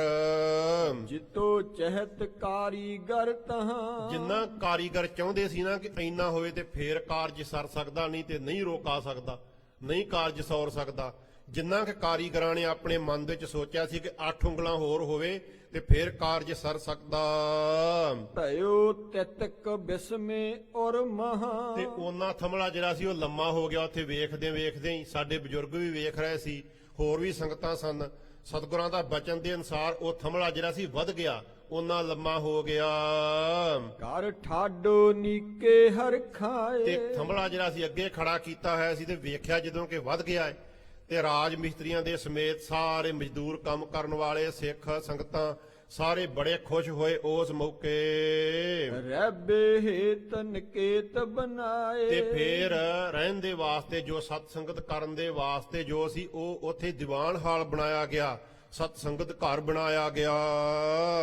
ਸਤ ਸੰਗਤ ਜੇਤਕ ਚੱਲ ਆਵੇ। ਤੇ ਮਹਾਰਾਜ ਕਹਿੰਦੇ ਉਸ ਮੌਕੇ ਤੇ ਕਹਿੰਦੇ ਮਹਾਰਾਜ ਜਿੰਨੀ ਸੰਗਤ ਚੱਲ ਕਰਕੇ ਆਉਂਦੀ, ਜਿੰਨੀਆਂ ਦੂਰ ਨੇੜੇ ਤੋਂ ਸੰਗਤਾਂ ਚੱਲ ਕਰਕੇ ਆਉਂਦੀਆਂ, ਪ੍ਰਥਮ ਭੇਟ ਤੇ ਸੀਸ ਨਿਵਾਵੇ। ਤੇ ਸਾਰਿਆਂ ਤੋਂ ਪਹਿਲੋਂ ਆ ਕਰਕੇ ਸੰਗਤਾਂ ਸਤਿਗੁਰਾਂ ਦੇ ਜੋ ਕਰ ਕਮਲਾਂ ਦੇ ਨਾਲ ਥਮਲਾ ਖੜਾ ਕੀਤਾ ਗਿਆ ਸੀ ਨਾ ਥੰਮ, ਉਸ ਦੇ ਆ ਕਰਕੇ ਦਰਸ਼ਨ ਕਰਦੀਆਂ। ਉਸ ਦੇ ਕੋਲ ਕੁਝ ਭੇਟਾਂ ਰੱਖਦੀਆਂ। ਗੁਰ ਦਰਸ਼ਨ ਕੋ ਦੇਖੈ ਪਾਛੇ। ਲੋਕ ਪਹਿਲਾਂ ਸਤਿਗੁਰਾਂ ਦੇ ਸਥਾਨ ਥੰਮ ਸਾਹਿਬ ਨੂੰ ਆ ਕਰਕੇ ਵੇਖਦੇ, ਫੇਰ ਜਾ ਕਰਕੇ ਸਤਿਗੁਰਾਂ ਦੇ ਦਰਸ਼ਨ ਕਰਦੇ। ਇਮ ਮਨ ਤਾ ਇਸ ਥਲ ਪੀ ਆਸ਼ੈ। ਇਸ ਤਰੀਕੇ ਦੇ ਨਾਲ ਬਹੁਤ ਵੱਡੀ ਮੰਨਤਾ, ਬਹੁਤ ਵੱਡਾ ਇਸ ਸਥਾਨ ਦੇ ਉੱਤੇ ਮਾਨਤਾ ਹੋਣ ਲੱਗੀ ਸਤਿਗੁਰਾਂ ਦਾ ਸਥਾਨ ਜਾਣ ਕਰਕੇ, ਕਿ ਸਤਿਗੁਰਾਂ ਨੇ ਆਪ ਇੱਥੇ ਆ ਕਰਕੇ ਨਗਰ ਵਸਾਇਆ ਤੇ ਸੰਗਤਾਂ ਦੇ ਰਹਿਣ ਦੇ ਵਾਸਤੇ ਦੀਵਾਨ ਹਾਲ ਬਣਾਇਆ। ਬਹੁਤ ਵੱਡੀ ਉਸ ਸਥਾਨ ਦੀ ਮੰਨਤਾ ਹੋਣ ਲੱਗੀ। ਸੁਨੋ ਗੁਰੂ ਸਿੱਖ ਥੰਬ ਪ੍ਰਸੰਗ। ਹੁਣ ਅੱਗੇ ਕਵੀ ਸੰਤੋਖ ਸਿੰਘ ਜੀ ਕਹਿੰਦੇ, ਜਿਸ ਤਰ੍ਹਾਂ ਥੰਮ ਦਾ ਪ੍ਰਸੰਗ ਹੈ ਨਾ, ਜਿਸ ਤਰ੍ਹਾਂ ਅੱਗੇ ਚੱਲਿਆ, ਉਹ ਹੁਣ ਮੈਂ ਆਪ ਜੀ ਨੂੰ ਦੱਸਦਾ ਹਾਂ। ਮਾਨਵ ਮਨੇ ਭਾਵਨਾ ਸੰਗ। ਉਹ ਕਵੀ ਸੰਤੋਖ ਸਿੰਘ ਜੀ ਕਹਿੰਦੇ ਕਿ ਬਹੁਤ ਵੱਡੀ ਭਾਵਨਾ ਦੇ ਨਾਲ, ਸ਼ਰਧਾ ਦੇ ਨਾਲ ਲੋਕ ਜਿਹੜੇ ਸੀ ਦੂਰ ਦੂਰ ਤੋਂ ਸਤਿਗੁਰਾਂ ਦੇ ਸਥਾਨ ਥੰਮ ਸਾਹਿਬ ਦੇ ਦਰਸ਼ਨ ਕਰਨ ਵਾਸਤੇ ਆਉਂਦੇ। ਚਿਰੰਕਾਲ ਤਿਸ ਘਰ ਮੈਂ ਰਹਿਓ। ਉਹ ਕਵੀ ਜੀ ਕਹਿੰਦੇ ਕਿ ਬਹੁਤ ਲੰਮਾ ਸਮਾਂ ਉਹ ਜੋ ਥੰਮ ਸਾਹਿਬ ਸੀ, ਉਹ ਉੱਥੇ ਸਤ ਸੰਗਤ ਘਰ ਦੇ ਵਿੱਚ ਦੀਵਾਨ ਹਾਲ ਦੇ ਵਿੱਚ ਰਿਹਾ, ਜੋ ਸਤਿਗੁਰੂ ਸ੍ਰੀ ਗੁਰੂ ਅਰਜਨ ਸਾਹਿਬ ਜੀ ਮਹਾਰਾਜ ਨੇ ਆਪ ਆਪਣੇ ਹਾਜ਼ਰੀ ਦੇ ਵਿੱਚ ਕਹਿ ਕਰਕੇ ਬਣਵਾਇਆ ਸੀ। ਪੂਜਾ ਭਈ ਜਥਾ ਗੁਰ ਕਹਿਓ। ਤੇ ਬਹੁਤ ਲੋਕ ਅਸਥਾਨ ਦੀ ਪੂਜਾ ਕਰਦੇ ਆ ਕਰਕੇ, ਕਿ ਭਈ ਸਤਿਗੁਰਾਂ ਦਾ ਪਵਿੱਤਰ ਸਥਾਨ ਹੈ। ਲੋਕ ਦੂਰ ਦੂਰ ਤੋਂ ਚੱਲ ਕੇ ਦਰਸ਼ਨ ਕਰਨ ਦੇ ਵਾਸਤੇ ਆਉਂਦੇ। ਰਾਜ ਖਾਲਸੇ ਕਾ ਜਬ ਭਇਓ। ਜਿਸ ਮੌਕੇ ਤੇ ਕਵੀ ਜੀ ਕਹਿੰਦੇ ਖਾਲਸੇ ਦਾ ਰਾਜ ਆਇਆ, ਤੁਰਕਨ ਸਾਥ ਬੈਰ ਬਦ ਗਇਓ। ਉਸ ਮੌਕੇ ਤੇ ਤੁਰਕਾਂ ਦੇ ਨਾਲ ਬੜਾ ਭਾਰੀ ਵੈਰ ਵਧਿਆ। ਤੁਰਕਾਂ ਦੇ ਨਾਲ ਰੋਜ਼ ਹੀ ਜੰਗ ਹੋਣ ਲੱਗੇ ਗੁਰੂ ਖਾਲਸੇ ਦੇ। ਪশ্ਚਮ ਦਿਸ ਕੇ ਜਮਨ ਬਸਾਲੇ। ਇਹ ਕਹਿੰਦੇ ਇੱਕ ਵਾਰ ਪੱਛਮ ਦੀ ਦਿਸ਼ਾ ਦੇ ਵਿੱਚੋਂ ਜਿਹੜੇ ਸੀ ਮੁਗਲ ਤੁਰਕ ਚੜ ਕਰਕੇ ਆ ਗਏ ਬੜੀ ਭਾਰੀ ਗਿਣਤੀ ਦੇ ਵਿੱਚ। ਆਏ ਮਿਲ ਸਮੁਦਾਇ ਕਰਾਲੇ। ਤੇ ਬਹੁਤ ਭਿਆਨਕ ਮੁਗਲ ਬੜੀ ਵੱਡੀ ਗਿਣਤੀ ਦੇ ਵਿੱਚ ਆ ਗਏ। ਉਹਨਾਂ ਨੇ ਇਸ ਸਥਾਨ ਤੇ ਆ ਕਰਕੇ ਹਮਲਾ ਕੀਤਾ। ਸਿੰਘ ਲਰੇ ਬਹੁ ਬਣੇ ਸ਼ਹੀਦ। ਜਿਹੜੇ ਸਿੰਘ ਸੀ ਉਹਨਾਂ ਨੇ ਤੁਰਕਾਂ ਦੇ ਨਾਲ ਮੁਕਾਬਲਾ ਕਰਨ ਦਾ ਯਤਨ ਕੀਤਾ, ਪਰ ਸਿੰਘ ਥੋੜੇ ਸੀ। ਤੁਰਕਾਂ ਦੇ ਨਾਲ ਲੜਦਿਆਂ ਲੜਦਿਆਂ ਉਹ ਸ਼ਹੀਦੀ ਪ੍ਰਾਪਤ ਕਰ ਗਏ। ਭਈ ਰਿਪਨ ਕੀ ਇਹਾਂ ਰਸੀਦ। ਉਸ ਮੌਕੇ ਤੇ ਦੁਸ਼ਮਣ ਜਿਹੜੇ ਸੀ ਨਾ ਤੁਰਕਾਂ, ਇਸ ਸਥਾਨ ਦੇ ਵਿੱਚ ਉਹਨਾਂ ਦਾ ਕਬਜ਼ਾ ਹੋ ਗਿਆ। ਇਸ ਥੰਮ ਸਾਹਿਬ ਦੇ ਵਿੱਚ ਉਹ ਦਾਖਲ ਹੋਏ, ਇੱਥੇ ਕਬਜ਼ਾ ਕਰ ਲਿਆ ਉਹਨਾਂ ਨੇ। ਪੂਜਨ ਥਾਨ ਜਾਨ ਖਾਲ ਮੂੜੇ। ਤੇ ਉਹ ਸਤਿਗੁਰਾਂ ਦੀ ਪੂਜਾ ਦਾ ਸਥਾਨ, ਇਤਿਹਾਸਕ ਸਥਾਨ ਜਾਣ ਕਰਕੇ ਜੋ ਮੂਰਖ ਸੰਤ ਤੁਰਕ, ਉਹਨਾਂ ਨੇ ਇਹ ਪੂਜ ਸਥਾਨ ਜਾਣ ਕਰਕੇ ਕਾਸ਼ਟ ਬ੍ਰਿੰਦ ਲਿਆਇਓ ਕਰ ਕੂੜੇ। ਉਹ ਜੋ ਕੂੜੇ ਸੀ ਨਾ, ਉਹ ਝੂਠੇ ਤੁਰਕ, ਉਹਨਾਂ ਨੇ ਬਹੁਤੀਆਂ ਲੱਕੜਾਂ ਜਿਹੜੀਆਂ ਸੀ ਛੋਟੀਆਂ ਛੋਟੀਆਂ ਲਿਆ ਕਰਕੇ ਜਿਹੜਾ ਬਾਲਣ ਸੀ ਉਹ ਇਕੱਠਾ ਕੀਤਾ। ਥਰ ਸਦੰਭ ਕੇ ਚੌਦਿਸ ਮਾਹੀ। ਤੇ ਉਸ ਥੰਮ ਦੇ ਜੋ ਸਤਿਗੁਰਾਂ ਨੇ ਆਪਣੇ ਕਰ ਕਮਲਾਂ ਦੇ ਨਾਲ ਹਾਜ਼ਰੀ ਦੇ ਵਿੱਚ ਰਹਿ ਕਰਕੇ ਬਣਵਾਇਆ ਸੀ ਸਥਾਨ ਥੰਮ ਸਾਹਿਬ, ਉਹ ਥੰਮ ਦੇ ਘੇਰੇ ਘੇਰੇ ਉਹਨਾਂ ਨੇ ਬਹੁਤਾ ਬਾਲਣ ਜਿਹੜਾ ਸੀ ਇਕੱਠਾ ਕਰ ਦਿੱਤਾ। ਲਾਏ ਹੋ ਤਾਸਨ ਤੂਰਨ ਤਾਹੀ। ਤੇ ਉੱਥੇ ਉਹਨਾਂ ਨੇ ਬਾਲਣ ਇਕੱਠਾ ਕਰਕੇ ਤੇ ਉਹ ਥੰਮ ਨੂੰ ਅੱਗ ਲਾ ਦੇਣਾ ਕੀਤੀ, ਅੱਗ ਜਲਾ ਦੇਣਾ ਕੀਤੀ, ਚੰਡਾ ਪ੍ਰਗਟ ਕੀਤਾ। ਵੱਡ ਚਿੰਗਾਰ ਮਾਰ ਤਤਕਾਲ। ਤੇ ਉਸ ਮੌਕੇ ਤੇ ਥੰਮ ਦੇ ਵਿੱਚੋਂ ਕਹਿੰਦੇ ਬੜੀ ਝੰਗਾੜ ਉੱਠੀ, ਆਵਾਜ਼ ਆਈ ਬੜੀ ਛੇਤੀ ਦੇ ਨਾਲ, ਬੜੀ ਭਿਆਨਕ ਆਵਾਜ਼। ਮਿਰਤਕ ਜਮਨ ਕੋ ਮੂਰਛ ਨਾਲ। ਤੇ ਜਿਸ ਆਵਾਜ਼ ਦੇ ਨਾਲ ਜੋ ਤੁਰਕ ਸੀ ਉਹ ਕੁਝ ਮਰ ਗਏ ਤੇ ਕੁਝ ਬੇਹੋਸ਼ ਹੋ ਗਏ, ਜਾਂ ਝੰਗਾੜ ਕੇ ਬੜੇ ਵੱਡੇ ਚੰਗਿਆੜੇ ਉਸ ਥੰਮ ਦੇ ਵਿੱਚੋਂ ਨਿਕਲੇ। ਜਿਹੜੇ ਚੰਗਿਆੜੇ ਪੈਣ ਦਾ ਨਾਲ ਜਿਹੜੇ ਤੁਰਕ ਸੀ ਕੁਝ ਮਰ ਗਏ ਤੇ ਕੁਝ ਬੇਹੋਸ਼ ਹੋ ਗਏ। ਅਵਨੀ ਵਿਖੇ ਪ੍ਰਵੇਸ਼ਨ ਹੋਇਓ। ਉਹ ਜੋ ਥੰਮ ਸੀ ਇਸ ਤਰ੍ਹਾਂ ਸੜ ਕਰਕੇ ਤੇ ਉਹ ਧਰਤੀ ਦੇ ਵਿੱਚ ਪ੍ਰਵੇਸ਼ ਹੋ ਗਿਆ। ਬੋਰ ਕਿਸੂ ਨੇ ਕਿਉਂ ਹੂ ਨਾ ਜੋਇਓ। ਤੇ ਬਾਅਦ ਦੇ ਵਿੱਚ ਨਹੀਂ ਉਹ ਥੰਮ ਕਿਸੇ ਨੇ ਵੇਖਿਆ। ਇਸ ਤਰ੍ਹਾਂ ਉਹ ਤੁਰਕਾਂ ਨੇ ਜੋ ਥੰਮ ਸੀ ਉਹ ਸਾੜ ਦੇਣਾ ਕੀਤਾ।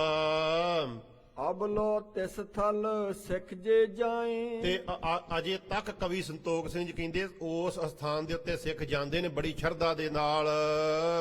ਅਰਪ ਉਪਾਇਨ ਸੀਸ ਨਵਾਏ। ਉੱਥੇ ਭੇਟਾ ਰੱਖ ਕਰਕੇ ਤੇ ਸਤਿਗੁਰਾਂ ਦੇ ਸਥਾਨ ਦੇ ਦਰਸ਼ਨ ਕਰਦੇ ਨੇ ਤੇ ਸੀਸ ਨਵਾਉਂਦੇ ਨੇ ਜਾ ਕਰਕੇ।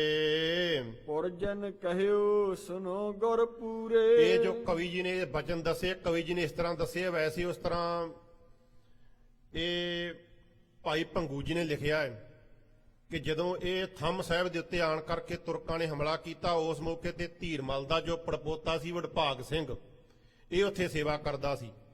ਕਿਉਂਕਿ ਇਹ ਧੀਰਮਲ ਦੀ ਬੰਸ ਦੇ ਵਿੱਚੋਂ ਪਹਿਲਾਂ ਹੀ ਸੀ ਵਡਭਾਗ ਸਿੰਘ ਪਹਾੜਾਂ ਵਾਲਾ, ਜਿਹਨੂੰ ਆਪਾਂ ਕਹਿ ਦਿੰਦੇ, ਸੋਢੀ ਵੀ ਕਹਿ ਦਿੰਦੇ ਆ। ਇਹਨੇ ਗੁਰੂ ਖਾਲਸੇ ਤੋਂ ਆ ਕਰਕੇ ਅੰਮ੍ਰਿਤ ਛਕਿਆ। ਪਹਿਲਾਂ ਜਦੋਂ ਇਹ ਗੁਰੂ ਖਾਲਸੇ ਦੇ ਕੋਲ ਅੰਮ੍ਰਿਤ ਛਕਣ ਦੇ ਵਾਸਤੇ ਨੇ ਬੇਨਤੀ ਕੀਤੀ ਤੇ ਸਿੱਖਾਂ ਨੇ ਨਾ ਕਰ ਦਿੱਤੀ। ਕਹਿਣ ਲੱਗੇ ਕਿ ਨਹੀਂ, ਇਹਨੂੰ ਗੁਰੂ ਹਰਗੋਬਿੰਦ ਸਾਹਿਬ ਜੀ ਨੇ ਵੀ ਕਿਹਾ ਸੀ ਕਿ ਇਹਨਾਂ ਨਾਲ ਕੋਈ ਸਾਂਝ ਨਹੀਂ ਰੱਖਣੀ, ਤੇ ਫਿਰ ਦੁਬਾਰਾ ਸ੍ਰੀ ਗੁਰੂ ਗੋਬਿੰਦ ਸਿੰਘ ਜੀ ਮਹਾਰਾਜ ਨੇ ਕਿਹਾ ਸੀ ਕਿ ਇਹਨਾਂ ਨਾਲ ਕਿਸੇ ਪ੍ਰਕਾਰ ਦੀ ਸਾਂਝ ਨਹੀਂ ਰੱਖਣੀ। ਇੱਕ ਵਾਰ ਉਹਨਾਂ ਨੇ ਨਾ ਕਰ ਦਿੱਤੀ। ਫੇਰ ਮੁੜ ਕੇ ਜਦੋਂ ਦੂਜੀ ਵਾਰ ਆਇਆ, ਸਿੰਘਾਂ ਨੇ ਸੋਚਿਆ, ਗੁਰਮਤਾ ਕੀਤਾ ਕਿ ਇਹਨਾਂ ਦੇ ਵੱਡਿਆਂ ਦੀ ਜੋ ਗਲਤੀ ਹੈ ਇਹਨਾਂ ਦੇ ਸਿਰ ਨਹੀਂ ਮੜਨੀ ਚਾਹੀਦੀ। ਸਤਿਗੁਰਾਂ ਨੇ ਕਿਹਾ ਕਿ ਜਿਹੜੇ ਅੰਮ੍ਰਿਤ ਛਕ ਕਰਕੇ ਮਿਲਣੇ ਚਾਹਣਗੇ ਉਹਨਾਂ ਨੂੰ ਮਿਲਾ ਲੈਣਾ ਕਰਿਓ, ਗੁਰੂ ਖਾਲਸੇ ਦੇ ਕੋਲ ਪਾਵਰ ਹੈ, ਇਸ ਕਰਕੇ ਇਹਨੂੰ ਅੰਮ੍ਰਿਤ ਛਕਾ ਦੇਣਾ ਚਾਹੀਦਾ। ਜੋ ਵੱਡਿਆਂ ਦੀ ਗਲਤੀ ਹੈ ਇਹਦੇ ਸਿਰ ਤੇ ਨਹੀਂ ਮੜਨੀ ਚਾਹੀਦੀ। ਉਸ ਮੌਕੇ ਤੇ ਗੁਰੂ ਖਾਲਸੇ ਨੇ ਫਿਰ ਅੰਮ੍ਰਿਤ ਛਕਾ ਕਰਕੇ ਪਹਿਲੋਂ ਸ਼ਾਇਦ ਇਸ ਦਾ ਨਾਮ ਵਡਭਾਗ ਦਾਸ ਸੀ ਤੇ ਵਡਭਾਗ ਸਿੰਘ ਰੱਖਿਆ। ਤੇ ਸਤਿਗੁਰਾਂ ਨੇ ਉਸ ਮੌਕੇ ਤੇ ਸਤਿਗੁਰਾਂ ਦੇ ਪਵਿੱਤਰ ਅਸਥਾਨ ਦੀ ਜੋ ਸੇਵਾ ਸੀ ਗੁਰੂ ਖਾਲਸੇ ਨੇ ਵਡਭਾਗ ਸਿੰਘ ਨੂੰ ਦੇ ਦਿੱਤੀ ਕਿ ਤੂੰ ਇਸ ਅਸਥਾਨ ਦੇ ਉੱਤੇ ਸੇਵਾ ਕਰਿਆ ਕਰ। ਵਡਭਾਗ ਸਿੰਘ ਉਸ ਅਸਥਾਨ ਦੇ ਉੱਤੇ ਸੇਵਾ ਕਰਦਾ ਰਿਹਾ। ਜਦੋਂ ਤੁਰਕਾਂ ਨੇ ਆ ਕਰਕੇ ਹਮਲਾ ਕੀਤਾ ਤੇ ਵਡਭਾਗ ਸਿੰਘ ਨੇ ਤੁਰਕਾਂ ਦਾ ਕੋਈ ਮੁਕਾਬਲਾ ਨਹੀਂ ਕੀਤਾ, ਤੁਰਕਾਂ ਦੀ ਫੌਜ ਨੂੰ ਵੇਖ ਕਰਕੇ ਭੱਜ ਗਿਆ ਤੇ ਜਾ ਕਰਕੇ ਗੁਰੂ ਖਾਲਸੇ ਨੂੰ ਖਬਰ ਵੀ ਕਿਸੇ ਪ੍ਰਕਾਰ ਨਹੀਂ ਕੀਤੀ ਕਿ ਖਾਲਸਾ ਜੀ ਉੱਥੇ ਆਪਣੇ ਸਥਾਨ ਦੇ ਉੱਤੇ ਤੁਰਕ ਆ ਗਏ ਨੇ, ਚੜ ਕਰਕੇ ਤੇ ਥਾਂ ਦੀ ਨਰਾਦਰੀ ਕਰ ਰਹੇ ਨੇ। ਕੋਈ ਮੁਕਾਬਲਾ ਨਹੀਂ ਕੀਤਾ। ਥੋੜੇ ਜਿਹੇ ਸਿੰਘ ਸਾਨੂੰ ਕੋਈ 2 ਜਾਂ 4 ਹੋਣਗੇ, ਉਹਨਾਂ ਨੇ ਮੁਕਾਬਲਾ ਕਰਨ ਦਾ ਯਤਨ ਕੀਤਾ, ਪਰ ਇੰਨੀ ਵੱਡੀ ਫੌਜ ਦੇ ਨਾਲ ਮੁਕਾਬਲਾ ਕਿੰਨਾ ਕੁ ਚਿਰ ਕਰ ਸਕਦੇ ਸੀ। ਉਸ ਮੌਕੇ ਤੇ ਗੁਰੂ ਖਾਲਸੇ ਨੂੰ ਕਈਆਂ ਦਿਨਾਂ ਬਾਅਦ ਪਤਾ ਲੱਗਾ। ਉਦੋਂ ਉਹਨਾਂ ਨੇ ਥੰਮ ਸਾਹਿਬ ਜਿਹੜਾ ਸੀ ਇਹ ਜਲਾ ਦਿੱਤਾ ਹੋਇਆ ਸੀ। ਫਿਰ ਆਣ ਕਰਕੇ ਖਾਲਸੇ ਨੇ ਬਦਲਾ ਲਿਆ ਇਸ ਸਥਾਨ ਦਾ ਤੇ ਨਾਲ ਹੀ ਵਡਭਾਗ ਸਿੰਘ ਨੂੰ ਫੇਰ ਪੰਥ ਦੇ ਵਿੱਚੋਂ ਛੇਕਿਆ। ਕਾਲ ਤਖਤ ਤੋਂ ਹੁਕਮਨਾਮਾ ਜਾਰੀ ਕੀਤਾ ਕਿ ਕੋਈ ਵੀ ਇਸ ਦੇ ਨਾਲ ਰੋਟੀ ਬੇਟੀ ਦੀ ਸਾਂਝ ਨਾ ਰੱਖੇ, ਕੋਈ ਇਸ ਦੇ ਕੋਲ ਨਾ ਜਾਵੇ। ਇਸ ਤਰੀਕੇ ਦੇ ਨਾਲ ਉਹ ਥੰਮ ਸਾਹਿਬ ਜਿਹੜਾ ਸਾੜਿਆ ਗਿਆ। ਤੇ ਹੁਣ ਉਹ ਜੋ ਨਗਰ ਵਾਲੇ ਆ ਨਾ, ਸ੍ਰੀ ਗੁਰੂ ਹਰਿਰਾਏ ਸਾਹਿਬ ਜੀ ਮਹਾਰਾਜ ਨੂੰ ਸਾਰਾ ਇਤਿਹਾਸ ਸੁਣਾਇਆ ਕਿ ਮਹਾਰਾਜ ਇਸ ਤਰੀਕੇ ਦੇ ਨਾਲ ਥੰਮ ਜਿਹੜਾ ਸੀ ਸਤਿਗੁਰਾਂ ਨੇ ਲਿਆਂਦਾ ਤੇ ਸਤ ਸੰਗਤ ਕਰਨ ਦੇ ਵਾਸਤੇ ਜਿਹੜਾ ਸਥਾਨ ਸੀ ਉਹ ਸਤਿਗੁਰਾਂ ਨੇ ਬਣਾਇਆ। ਬਹੁਤ ਲੰਮਾ ਸਮਾਂ ਇੱਥੇ ਸਤ ਸੰਗਤ ਹੁੰਦੀ ਰਹੀ ਤੇ ਅਸੀਂ ਸਤ ਸੰਗਤ ਵਿੱਚ ਬੈਠ ਕਰਕੇ ਲਾਹਾ ਪ੍ਰਾਪਤ ਕਰਦੇ ਰਹੇ। ਉਹ ਜਿਹੜੇ ਨਗਰ ਵਾਲੇ ਉਹ ਕਹਿ ਰਹੇ ਪੂਰੇ ਸਤਿਗੁਰੂ ਸ੍ਰੀ ਗੁਰੂ ਹਰਿਰਾਏ ਸਾਹਿਬ ਜੀ ਮਹਾਰਾਜ ਇਸ ਤਰੀਕੇ ਦੇ ਨਾਲ ਸਤਿਗੁਰੂ ਸ੍ਰੀ ਗੁਰੂ ਅਰਜਨ ਸਾਹਿਬ ਜੀ ਮਹਾਰਾਜ ਨੇ ਇਹ ਕਰਤਾਰਪੁਰ ਨਗਰ ਵਸਾਇਆ। ਆਪ ਸਤਿਗੁਰੂ ਜੀ ਇੱਥੇ ਕੁਝ ਸਮਾਂ ਰਹੇ ਕਰਕੇ ਤੇ ਸੰਗਤਾਂ ਨੂੰ ਦਰਸ਼ਨ ਦਿੰਦੇ ਰਹੇ, ਸੰਗਤਾਂ ਨੂੰ ਤਾਰਦੇ ਰਹੇ। ਗੁਰ ਜਨ ਕਹਿਓ ਸੁਨੋ ਗੁਰ ਪੂਰੇ। ਇਹ ਪੂਰੇ ਸਤਿਗੁਰੂ ਸ੍ਰੀ ਗੁਰੂ ਹਰਿਰਾਏ ਸਾਹਿਬ ਜੀ ਮਹਾਰਾਜ ਇਸ ਤਰੀਕੇ ਦੇ ਨਾਲ ਸ੍ਰੀ ਗੁਰੂ ਅਰਜਨ ਸਾਹਿਬ ਜੀ ਮਹਾਰਾਜ ਨੇ ਇਸ ਅਸਥਾਨ ਦੀ ਸੇਵਾ ਕਰਾਈ, ਇਹ ਨਗਰ ਵਸਾਇਆ। ਐਮ ਸ੍ਰੀ ਅਰਜਨ ਕੇ ਗੁਣ ਰੂਰੇ। ਇਸ ਤਰੀਕੇ ਦੇ ਨਾਲ ਵੱਡੇ ਸਤਿਗੁਰੂ ਸ੍ਰੀ ਗੁਰੂ ਅਰਜਨ ਸਾਹਿਬ ਜੀ ਮਹਾਰਾਜ ਦੇ ਸੁੰਦਰ ਗੁਣ ਸਨ।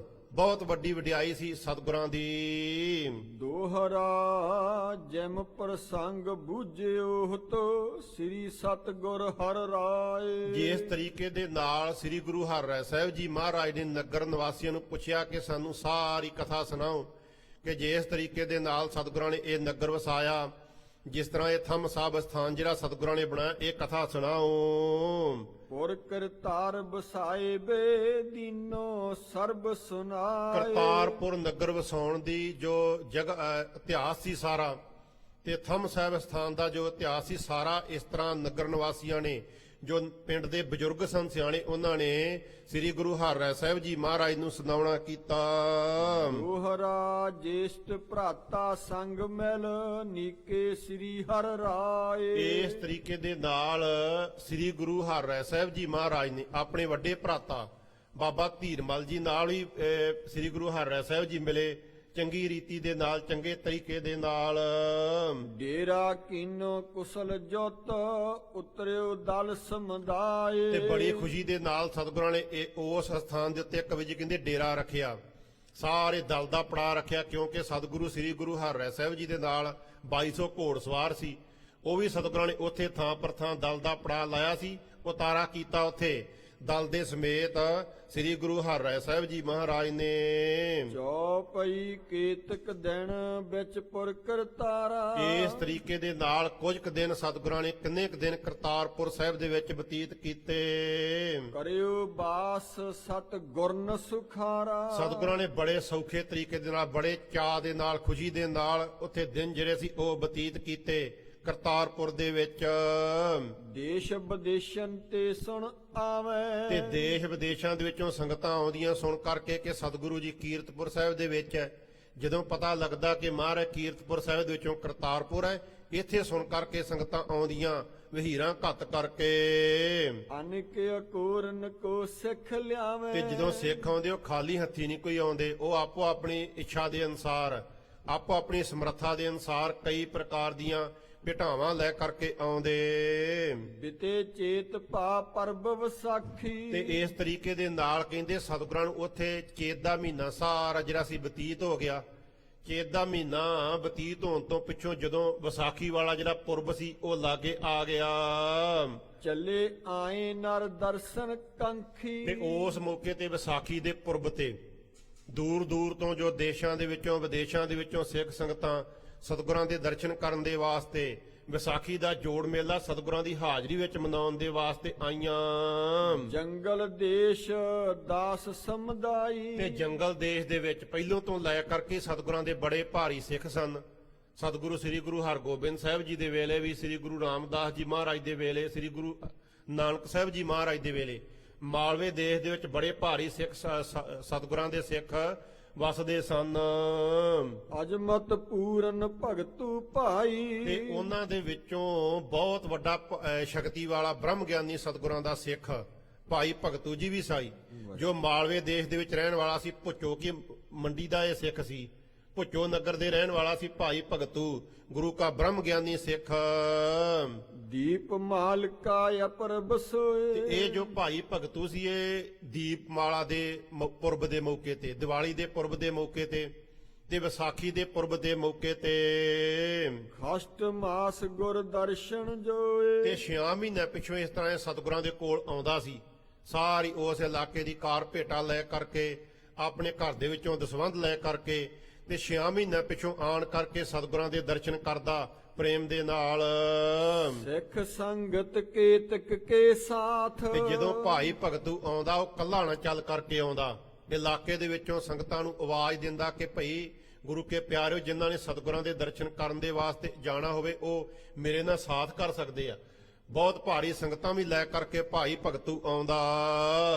ਜਾਏ ਬਲੁਕੈ ਸਤਿਗੁਰ ਨਾਥ ਤੇ ਜਾ ਕਰਕੇ ਤੇ ਮਾਲਕ ਸਾਰੀ ਸ੍ਰਿਸ਼ਟੀ ਦੇ ਸਤਿਗੁਰੂ ਸ੍ਰੀ ਗੁਰੂ ਹਰਿ ਸਾਹਿਬ ਜੀ ਮਹਾਰਾਜ ਦੇ ਦਰਸ਼ਨ ਕਰਦਾ। ਇਹ ਜੋ ਭਾਈ ਭਗਤੂ ਸੀ ਇਹ ਸ੍ਰੀ ਗੁਰੂ ਰਾਮਦਾਸ ਜੀ ਦੇ ਵੇਲੇ ਇਸ ਦਾ ਜਨਮ ਹੋਇਆ ਸੀ ਤੇ ਉਸ ਤੋਂ ਪਿੱਛੋਂ ਇਹ ਸ੍ਰੀ ਗੁਰੂ ਅਰਜਨ ਸਾਹਿਬ ਜੀ ਮਹਾਰਾਜ ਦੀ ਹਾਜ਼ਰੀ ਵਿੱਚ ਵੀ ਸੇਵਾ ਕਰਦਾ ਰਿਹਾ। ਸ੍ਰੀ ਗੁਰੂ ਹਰਗੋਬਿੰਦ ਸਾਹਿਬ ਜੀ ਦੇ ਕੋਲ ਵੀ ਇਹ ਸੇਵਾ ਕਰਦਾ ਰਿਹਾ ਤੇ ਹੁਣ ਸਤਿਗੁਰੂ ਸ੍ਰੀ ਗੁਰੂ ਹਰਿ ਸਾਹਿਬ ਜੀ ਇਹ ਗੁਰਤਾ ਗੱਦੀ ਤੇ ਬਿਰਾਜਮਾਨ, ਇਹਨਾਂ ਦੇ ਕੋਲ ਵੀ ਆ ਕਰਕੇ ਹਾਜ਼ਰੀ ਭਰਦਾ ਸਤਿਗੁਰਾਂ ਦੇ ਦਰਸ਼ਨ ਕਰਨ ਦੇ ਵਾਸਤੇ। 6 ਮਹੀਨਿਆਂ ਪਿੱਛੋਂ ਭਾਈ ਭਗਤੂ ਪਹੁੰਚਦਾ। ਅਲਪ ਬੈਸ ਤੇ ਸ੍ਰੀ ਹਰਿ ਰਾਏ ਤੇ ਜਿਸ ਮੌਕੇ ਤੇ ਸ੍ਰੀ ਗੁਰੂ ਹਰਿ ਸਾਹਿਬ ਜੀ ਮਹਾਰਾਜ ਗੁਰਤਾ ਗੱਦੀ ਤੇ ਬਿਰਾਜਮਾਨ ਹੋਏ, ਉਸ ਮੌਕੇ ਤੇ ਸਤਿਗੁਰਾਂ ਦੀ ਉਮਰ ਛੋਟੀ ਸੀ ਅਜੇ, ਕਿਉਂ ਕਰਕੇ ਸਤਿਗੁਰੂ ਸ੍ਰੀ ਗੁਰੂ ਹਰਿ ਸਾਹਿਬ ਜੀ ਮੇਰੇ ਹਿਸਾਬ ਦੇ ਨਾਲ 31-32 ਸਾਲ ਜਿਹੜੇ ਆ ਉਹ ਸਰੀਰ ਕਰਕੇ ਇਸ ਦੁਨੀਆ ਦੇ ਵਿੱਚ ਮੌਜੂਦ ਰਹੇ ਆ। ਛੋਟੀ ਉਮਰ ਦੇ ਸਨ ਸ੍ਰੀ ਗੁਰੂ ਹਰਿ ਸਾਹਿਬ ਜੀ ਜਦੋਂ ਗੁਰਤਾ ਗੱਦੀ ਤੇ ਬਿਰਾਜਮਾਨ ਹੋਏ। ਦੇਖੈ ਭਗਤੂ ਕੋ ਮੁਸਕਾਏ ਤੇ ਜਦੋਂ ਭਾਈ ਭਗਤੂ ਸਤਿਗੁਰਾਂ ਦੇ ਕੋਲ ਆਉਂਦਾ ਨਾ ਦਰਸ਼ਨ ਕਰਨ ਦੇ ਵਾਸਤੇ ਸ੍ਰੀ ਗੁਰੂ ਹਰਿ ਸਾਹਿਬ ਜੀ ਮਹਾਰਾਜ ਦੇ ਕੋਲ, ਤੇ ਭਾਈ ਭਗਤੂ ਦੀ ਉਸ ਮੌਕੇ ਤੇ ਬੜੀ ਵੱਡੀ ਉਮਰ ਸੀ, ਕੋਈ 90-95 ਸਾਲ ਦੀ ਉਮਰ ਹੋਵੇਗੀ। ਤੇ ਉਸ ਮੌਕੇ ਤੇ ਭਾਈ ਭਗਤੂ ਨੂੰ ਵੇਖ ਕਰਕੇ ਤੇ ਮਹਾਰਾਜ ਹੱਸਦੇ ਮੁਸਕਰਾਉਂਦੇ ਭਾਈ ਭਗਤੂ ਦੇ ਵੱਲੇ ਵੇਖ ਕਰਕੇ ਸਤਿਗੁਰੂ ਸ੍ਰੀ ਗੁਰੂ ਹਰਿ ਸਾਹਿਬ ਜੀ। ਹਸਨ ਹੇਥ ਮੁਖ ਗਿਰਾ ਅਲਾਵੇਂ ਤੇ ਭਾਈ ਭਗਤੂ ਨੂੰ ਇਸ ਤਰ੍ਹਾਂ ਹਾਸ ਰਾਸ ਦੇ ਬਚਨ ਕਰਨ ਦੇ ਵਾਸਤੇ, ਮਖੌਲ ਦੇ ਬਚਨ ਸਤਿਗੁਰੂ ਸ੍ਰੀ ਗੁਰੂ ਹਰਿ ਸਾਹਿਬ ਜੀ ਉਹਨੂੰ ਕਹਿੰਦੇ ਇਸ ਤਰ੍ਹਾਂ, ਹੱਸਦੇ ਹੱਸਦੇ ਮੁਖ ਤੋਂ ਬਚਨ ਕਹਿੰਦੇ, ਮਹਾ ਬਿਰਦ ਕੋ ਪਿਖ ਹਰ ਖਾਵੇਂ। ਉਸ ਮੌਕੇ ਤੇ ਬਜ਼ੁਰਗ ਉਮਰ ਹੋ ਚੁੱਕੀ ਸੀ ਭਾਈ ਭਗਤੂ ਦੀ ਤੇ ਮਸਾਂ ਸੋਟੀ ਦੇ ਨਾਲ ਤੁਰਦਾ ਸੀ, ਛੋਟੀ ਛੋਟੀ ਲਾਂਘ ਪੁੱਟ ਕਰਕੇ। ਤੇ ਵੇਖ ਕਰਕੇ ਤੇ ਮਹਾਰਾਜ ਬੜਾ ਹੱਸਦੇ ਭਾਈ ਭਗਤੂ ਦੇ ਵੱਲੇ ਵੇਖ ਕਰਕੇ ਖੁਸ਼ ਹੁੰਦੇ।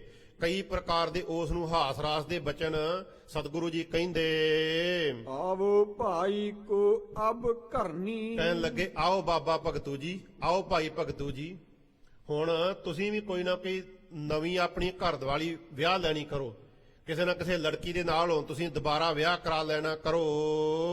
ਕਰੋ ਸਹੇਰਨ ਸੁੰਦਰ ਤਰਨੀ। ਤੇ ਕੋਈ ਨਾ ਕੋਈ ਨਵੀਂ ਆਪਣੀ ਇਸਤਰੀ ਸਹੇੜ ਲੈਣੀ ਕਰੋ। ਸੁੰਦਰ ਇਸਤਰੀ, ਨੌਜਵਾਨ ਇਸਤਰੀ, ਕਿਉਂਕਿ ਤੁਸੀਂ ਬਜ਼ੁਰਗ ਹੋ ਗਏ ਹੋ, ਉਹ ਤੁਹਾਡੀ ਸੇਵਾ ਕਰਿਆ ਕਰੇਗੀ। ਇਸ ਤਰ੍ਹਾਂ ਮਖੌਲ ਦੇ ਬਚਨ, ਹਾਸ ਰਾਸ ਦੇ ਬਚਨ ਭਾਈ ਭਗਤੂ ਜੀ ਨੂੰ ਸ੍ਰੀ ਗੁਰੂ ਹਰਿਰਾਏ ਸਾਹਿਬ ਜੀ ਮਹਾਰਾਜ ਕਹਿੰਦੇ। ਕਹਿ ਸਿੱਖਨ ਮੈਂ ਉਰ ਹਰ ਖਾਵੇਂ। ਤੇ ਇਸ ਤਰ੍ਹਾਂ ਕਹੇ ਕਰਕੇ ਮਹਾਰਾਜ ਨਾਲੇ ਆਪ ਹੱਸਦੇ ਤੇ ਨਾਲ ਸਿੱਖਾਂ ਨੂੰ ਸਤਿਗੁਰੂ ਜੀ ਖੁਸ਼ ਕਰਦੇ ਤੇ ਨਾਲ ਹੀ ਭਾਈ ਭਗਤੂ ਨੂੰ ਖੁਸ਼ ਕਰਦੇ। ਭਾਈ ਭਗਤੂ ਵੀ ਸਤਿਗੁਰਾਂ ਦਾ ਕਿਸੇ ਪ੍ਰਕਾਰ ਕੇ ਗੁੱਸਾ ਨਹੀਂ ਸੀ ਕਰਦਾ ਕਿ ਮੈਂ ਪੁਰਾਣਾ ਸਿੱਖ ਹਾਂ, ਮੇਰੀ ਕਿੰਨੀ ਉਮਰ ਤੇ ਸਤਿਗੁਰੂ ਜੀ ਕੀ ਕਹਿ ਰਿਹਾ। ਨਹੀਂ, ਉਹ ਕਹਿੰਦਾ ਸੀ ਇਹਨਾਂ ਦੇ ਵਿੱਚੋਂ ਮੈਨੂੰ ਸ੍ਰੀ ਗੁਰੂ ਰਾਮਦਾਸ ਜੀ ਮਹਾਰਾਜ ਦੇ, ਸ੍ਰੀ ਗੁਰੂ ਨਾਨਕ ਸਾਹਿਬ ਜੀ ਮਹਾਰਾਜ ਦੇ ਦਰਸ਼ਨ ਹੁੰਦੇ ਆ। ਇੰਨੀ ਭਾਰੀ ਸ਼ਰਧਾ ਰੱਖਦਾ ਸੀ ਭਾਈ ਭਗਤੂ।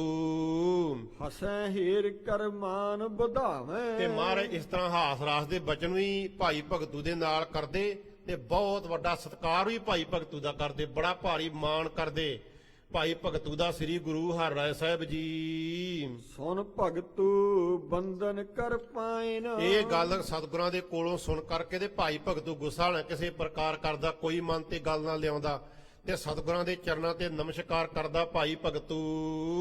ਨਿਕਸੋ ਬੈਠੇ ਅਰਪੋ ਪਾਇਨ। ਤੇ ਜੋ ਵੀ ਭਟਾਵਾਂ ਲੈ ਕਰਕੇ ਆ ਸਿੱਖ ਸੰਗਤ ਦੇ ਵੱਲੋਂ ਤੇ ਜਾਂ ਆਪਣੇ ਕਮਾਈ ਦੇ ਵਿੱਚੋਂ ਜੋ ਦਸਵੰਧ ਲੈ ਕਰਕੇ ਆਇਆ ਭਾਈ ਭਗਤੂ ਆਪਣੇ ਪਰਿਵਾਰ ਦੇ ਵਿੱਚੋਂ, ਉਹ ਲਿਆ ਕਰਕੇ ਸਤਿਗੁਰਾਂ ਦੇ ਹਾਜ਼ਰ ਕਰ ਦਿੰਦਾ ਤੇ ਆਪ ਸਤਿਗੁਰਾਂ ਦੇ ਕੋਲ ਬੈਠ ਜਾਂਦਾ। ਜਬ ਡੇਰਾ ਲਖਪੁਰ ਕਰਤਾਰ। ਇਸ ਤਰ੍ਹਾਂ ਜਦੋਂ ਭਾਈ ਭਗਤੂ ਨੇ ਦਰਸ਼ਨ ਕਰਨ ਦੇ ਵਾਸਤੇ ਆਉਣ ਵਾਸਤੇ ਤਿਆਰੀ ਕੀਤੀ ਨਾ ਕਿ ਸਤਿਗੁਰਾਂ ਦੇ ਕੋਲ ਜਾਣਾ ਹੈ, ਤੇ ਪਤਾ ਲੱਗਾ ਕਿ ਸਤਿਗੁਰੂ ਜੀ ਕੀਰਤਪੁਰ ਸਾਹਿਬ ਦੇ ਵਿੱਚ ਨਹੀਂ ਹੈ, ਸਤਿਗੁਰੂ ਜੀ ਦੇ ਕਰਤਾਰਪੁਰ ਸਾਹਿਬ ਦੇ ਵਿੱਚ ਪੜਾ ਲਾ ਕਰਕੇ ਸਜੇ ਹੋਏ ਨੇ। ਗੁਰਦਰਸ਼ਨ ਕੋ ਸਮਾ ਵਿਚਾਰ। ਤੇ ਉਸ ਮੌਕੇ ਤੇ ਭਾਈ ਭਗਤੂ ਨੇ ਸਮਾਂ ਵਿਚਾਰਿਆ ਕਿ ਹੁਣ ਸਤਿਗੁਰਾਂ ਦੇ ਦਰਸ਼ਨ ਕਰਨ ਦੇ ਵਾਸਤੇ ਜਾਣਾ ਚਾਹੀਦਾ। ਗਮਨਿਓ ਘਰ ਤੇ ਮਗ ਮੈਂ ਆਇਓ। ਤੇ ਇਸ ਤਰ੍ਹਾਂ ਭਾਈ ਭਗਤੂ ਜੋ ਅਸੀਂ ਘਰ ਦੇ ਵਿੱਚੋਂ ਸਲਾਹ ਕਰਕੇ ਤਿਆਰੀ ਕਰਕੇ ਤੇ ਸਤਿਗੁਰਾਂ ਦੇ ਦਰਸ਼ਨ ਕਰਨ ਦੇ ਵਾਸਤੇ ਚਾਲੇ ਮਾਰ ਦਿੱਤੇ ਭੁੱਚੋ ਤੋਂ ਭਾਈ ਭਗਤੂ ਜੀ ਨੇ। ਤਨ ਕੋ ਅੰਤ ਸਮਾ ਨਿਰਾਇਓ। ਤੇ ਭਾਈ ਭਗਤੂ ਨੇ ਸੋਚਿਆ, ਬ੍ਰਹਮ ਗਿਆਨੀ ਸਿੱਖ ਸੀ, ਪਤਾ ਹੀ ਸੀ ਉਸ ਨੂੰ, ਉਹਨੇ ਸੋਚਿਆ ਕਿ ਹੁਣ ਮੇਰਾ ਜੋ ਸਰੀਰ ਦਾ ਅੰਤ ਦਾ ਸਮਾਂ ਹੈ ਇਹ ਨੇੜੇ ਆ ਗਿਆ ਹੈ, ਮੇਰੀ ਉਮਰ ਥੋੜੀ ਰਹਿ ਗਈ ਹੈ, ਕੁਝ ਸਮੇਂ ਤੱਕ ਹੀ ਮੈਂ ਹੁਣ ਆਪਣੇ ਪੰਜ ਭੂਤਕ ਸਰੀਰ ਨੂੰ ਤਿਆਗ ਕਰਕੇ ਤੇ ਪਰਲੋਕ ਗਮਨ ਕਰਾਂਗਾ। ਇਸ ਗੱਲ ਦਾ ਭਾਈ ਭਗਤੂ ਜੀ ਨੂੰ ਪਹਿਲੋਂ ਪਤਾ ਲੱਗ ਗਿਆ। ਇਮ ਮਨ ਜਾਨ ਵਿਚਾਰਤ ਭਇਓ। ਇਹ ਗੱਲ ਮਨ ਦੇ ਵਿੱਚ ਜਾਣ ਕਰਕੇ ਤੇ ਭਾਈ ਭਗਤੂ ਨਾਲੇ ਸਤਿਗੁਰਾਂ ਦੇ ਦਰਸ਼ਨ ਕਰਨ ਦੇ ਵਾਸਤੇ ਤੁਰਿਆ ਆ ਰਿਹਾ, ਬੜਾ ਹੱਠ ਧਾਰਨ ਕਰਕੇ, ਤੇ ਨਾਲ ਹੀ ਮਨ ਦੇ ਵਿੱਚ ਗੱਲ ਸੋਚ ਰਿਹਾ ਹੈ ਕਿ ਮੇਰਾ ਹੁਣ ਜੋ ਅੰਤ ਸਮਾਂ ਇਹ ਨੇੜੇ ਆ ਗਿਆ ਏ। ਸ੍ਰੀ ਗੁਰਬਾਕ ਬਾਰ ਬੋਕੀਓ। ਤੇ ਕਹੇ ਭਾਈ ਭਗਤੂ ਸੋਚ ਰਿਹਾ ਮਨ ਦੇ ਵਿੱਚ ਕਿ ਇੱਕ ਜਾਂ ਦੋ ਵਾਰ ਨਹੀਂ, ਸਤਿਗੁਰਾਂ ਨੇ ਬੜੀ ਵਾਰ ਮੈਨੂੰ ਇਹ ਬਚਨ ਕਿਹਾ ਏ ਕਿ ਭਾਈ ਭਗਤੂ ਹੁਣ ਤੂੰ ਕੋਈ ਨਵਾਂ ਚਰਖਾ ਸਹੇੜ ਲੈਣਾ ਕਰ, ਨਵੀਂ ਕੋਈ ਨਾ ਕੋਈ ਇਸਤਰੀ ਦੇ ਨਾਲ ਵਿਆਹ ਕਰ ਲੈਣਾ ਕਰ।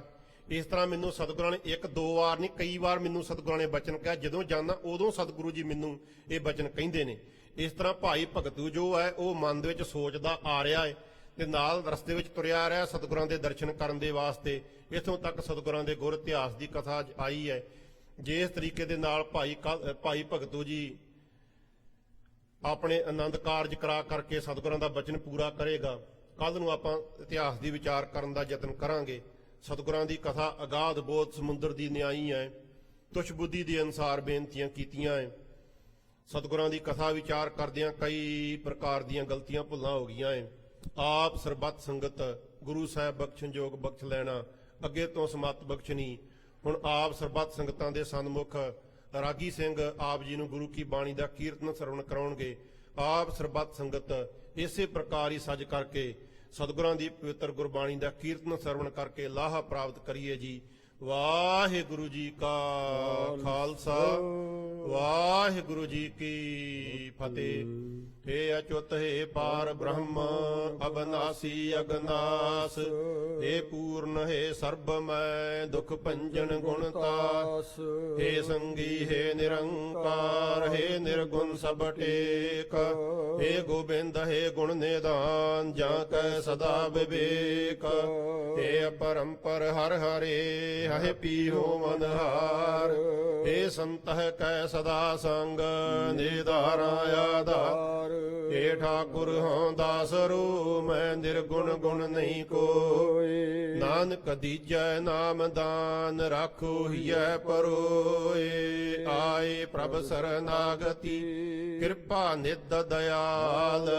ਏਕ ਅੱਖਰ ਹਰ ਮਨ ਬਸਤ ਨਾਨਕ ਹੋਤ ਨਿਹਾਲ। ਕਥਾ ਨਿਤਾ ਪ੍ਰਤ ਹੋਤ ਹੈ ਸੁਨਿਹੁ ਸਿੰਘ ਸੁਜਾਨ। ਨਾਨਕ ਗੁਰੂ ਗੋਬਿੰਦ ਸਿੰਘ ਜੀ ਸਦਾ ਕਰੇ ਕਲਿਆਣ। ਨਾਨਕ ਗੁਰੂ ਗੋਬਿੰਦ ਸਿੰਘ ਜੀ ਸਦਾ ਕਰੇ ਕਲਿਆਣ। ਵਾਹਿਗੁਰੂ ਜੀ ਕਾ ਖਾਲਸਾ ਵਾਹਿਗੁਰੂ ਜੀ ਕੀ ਫਤਿਹ।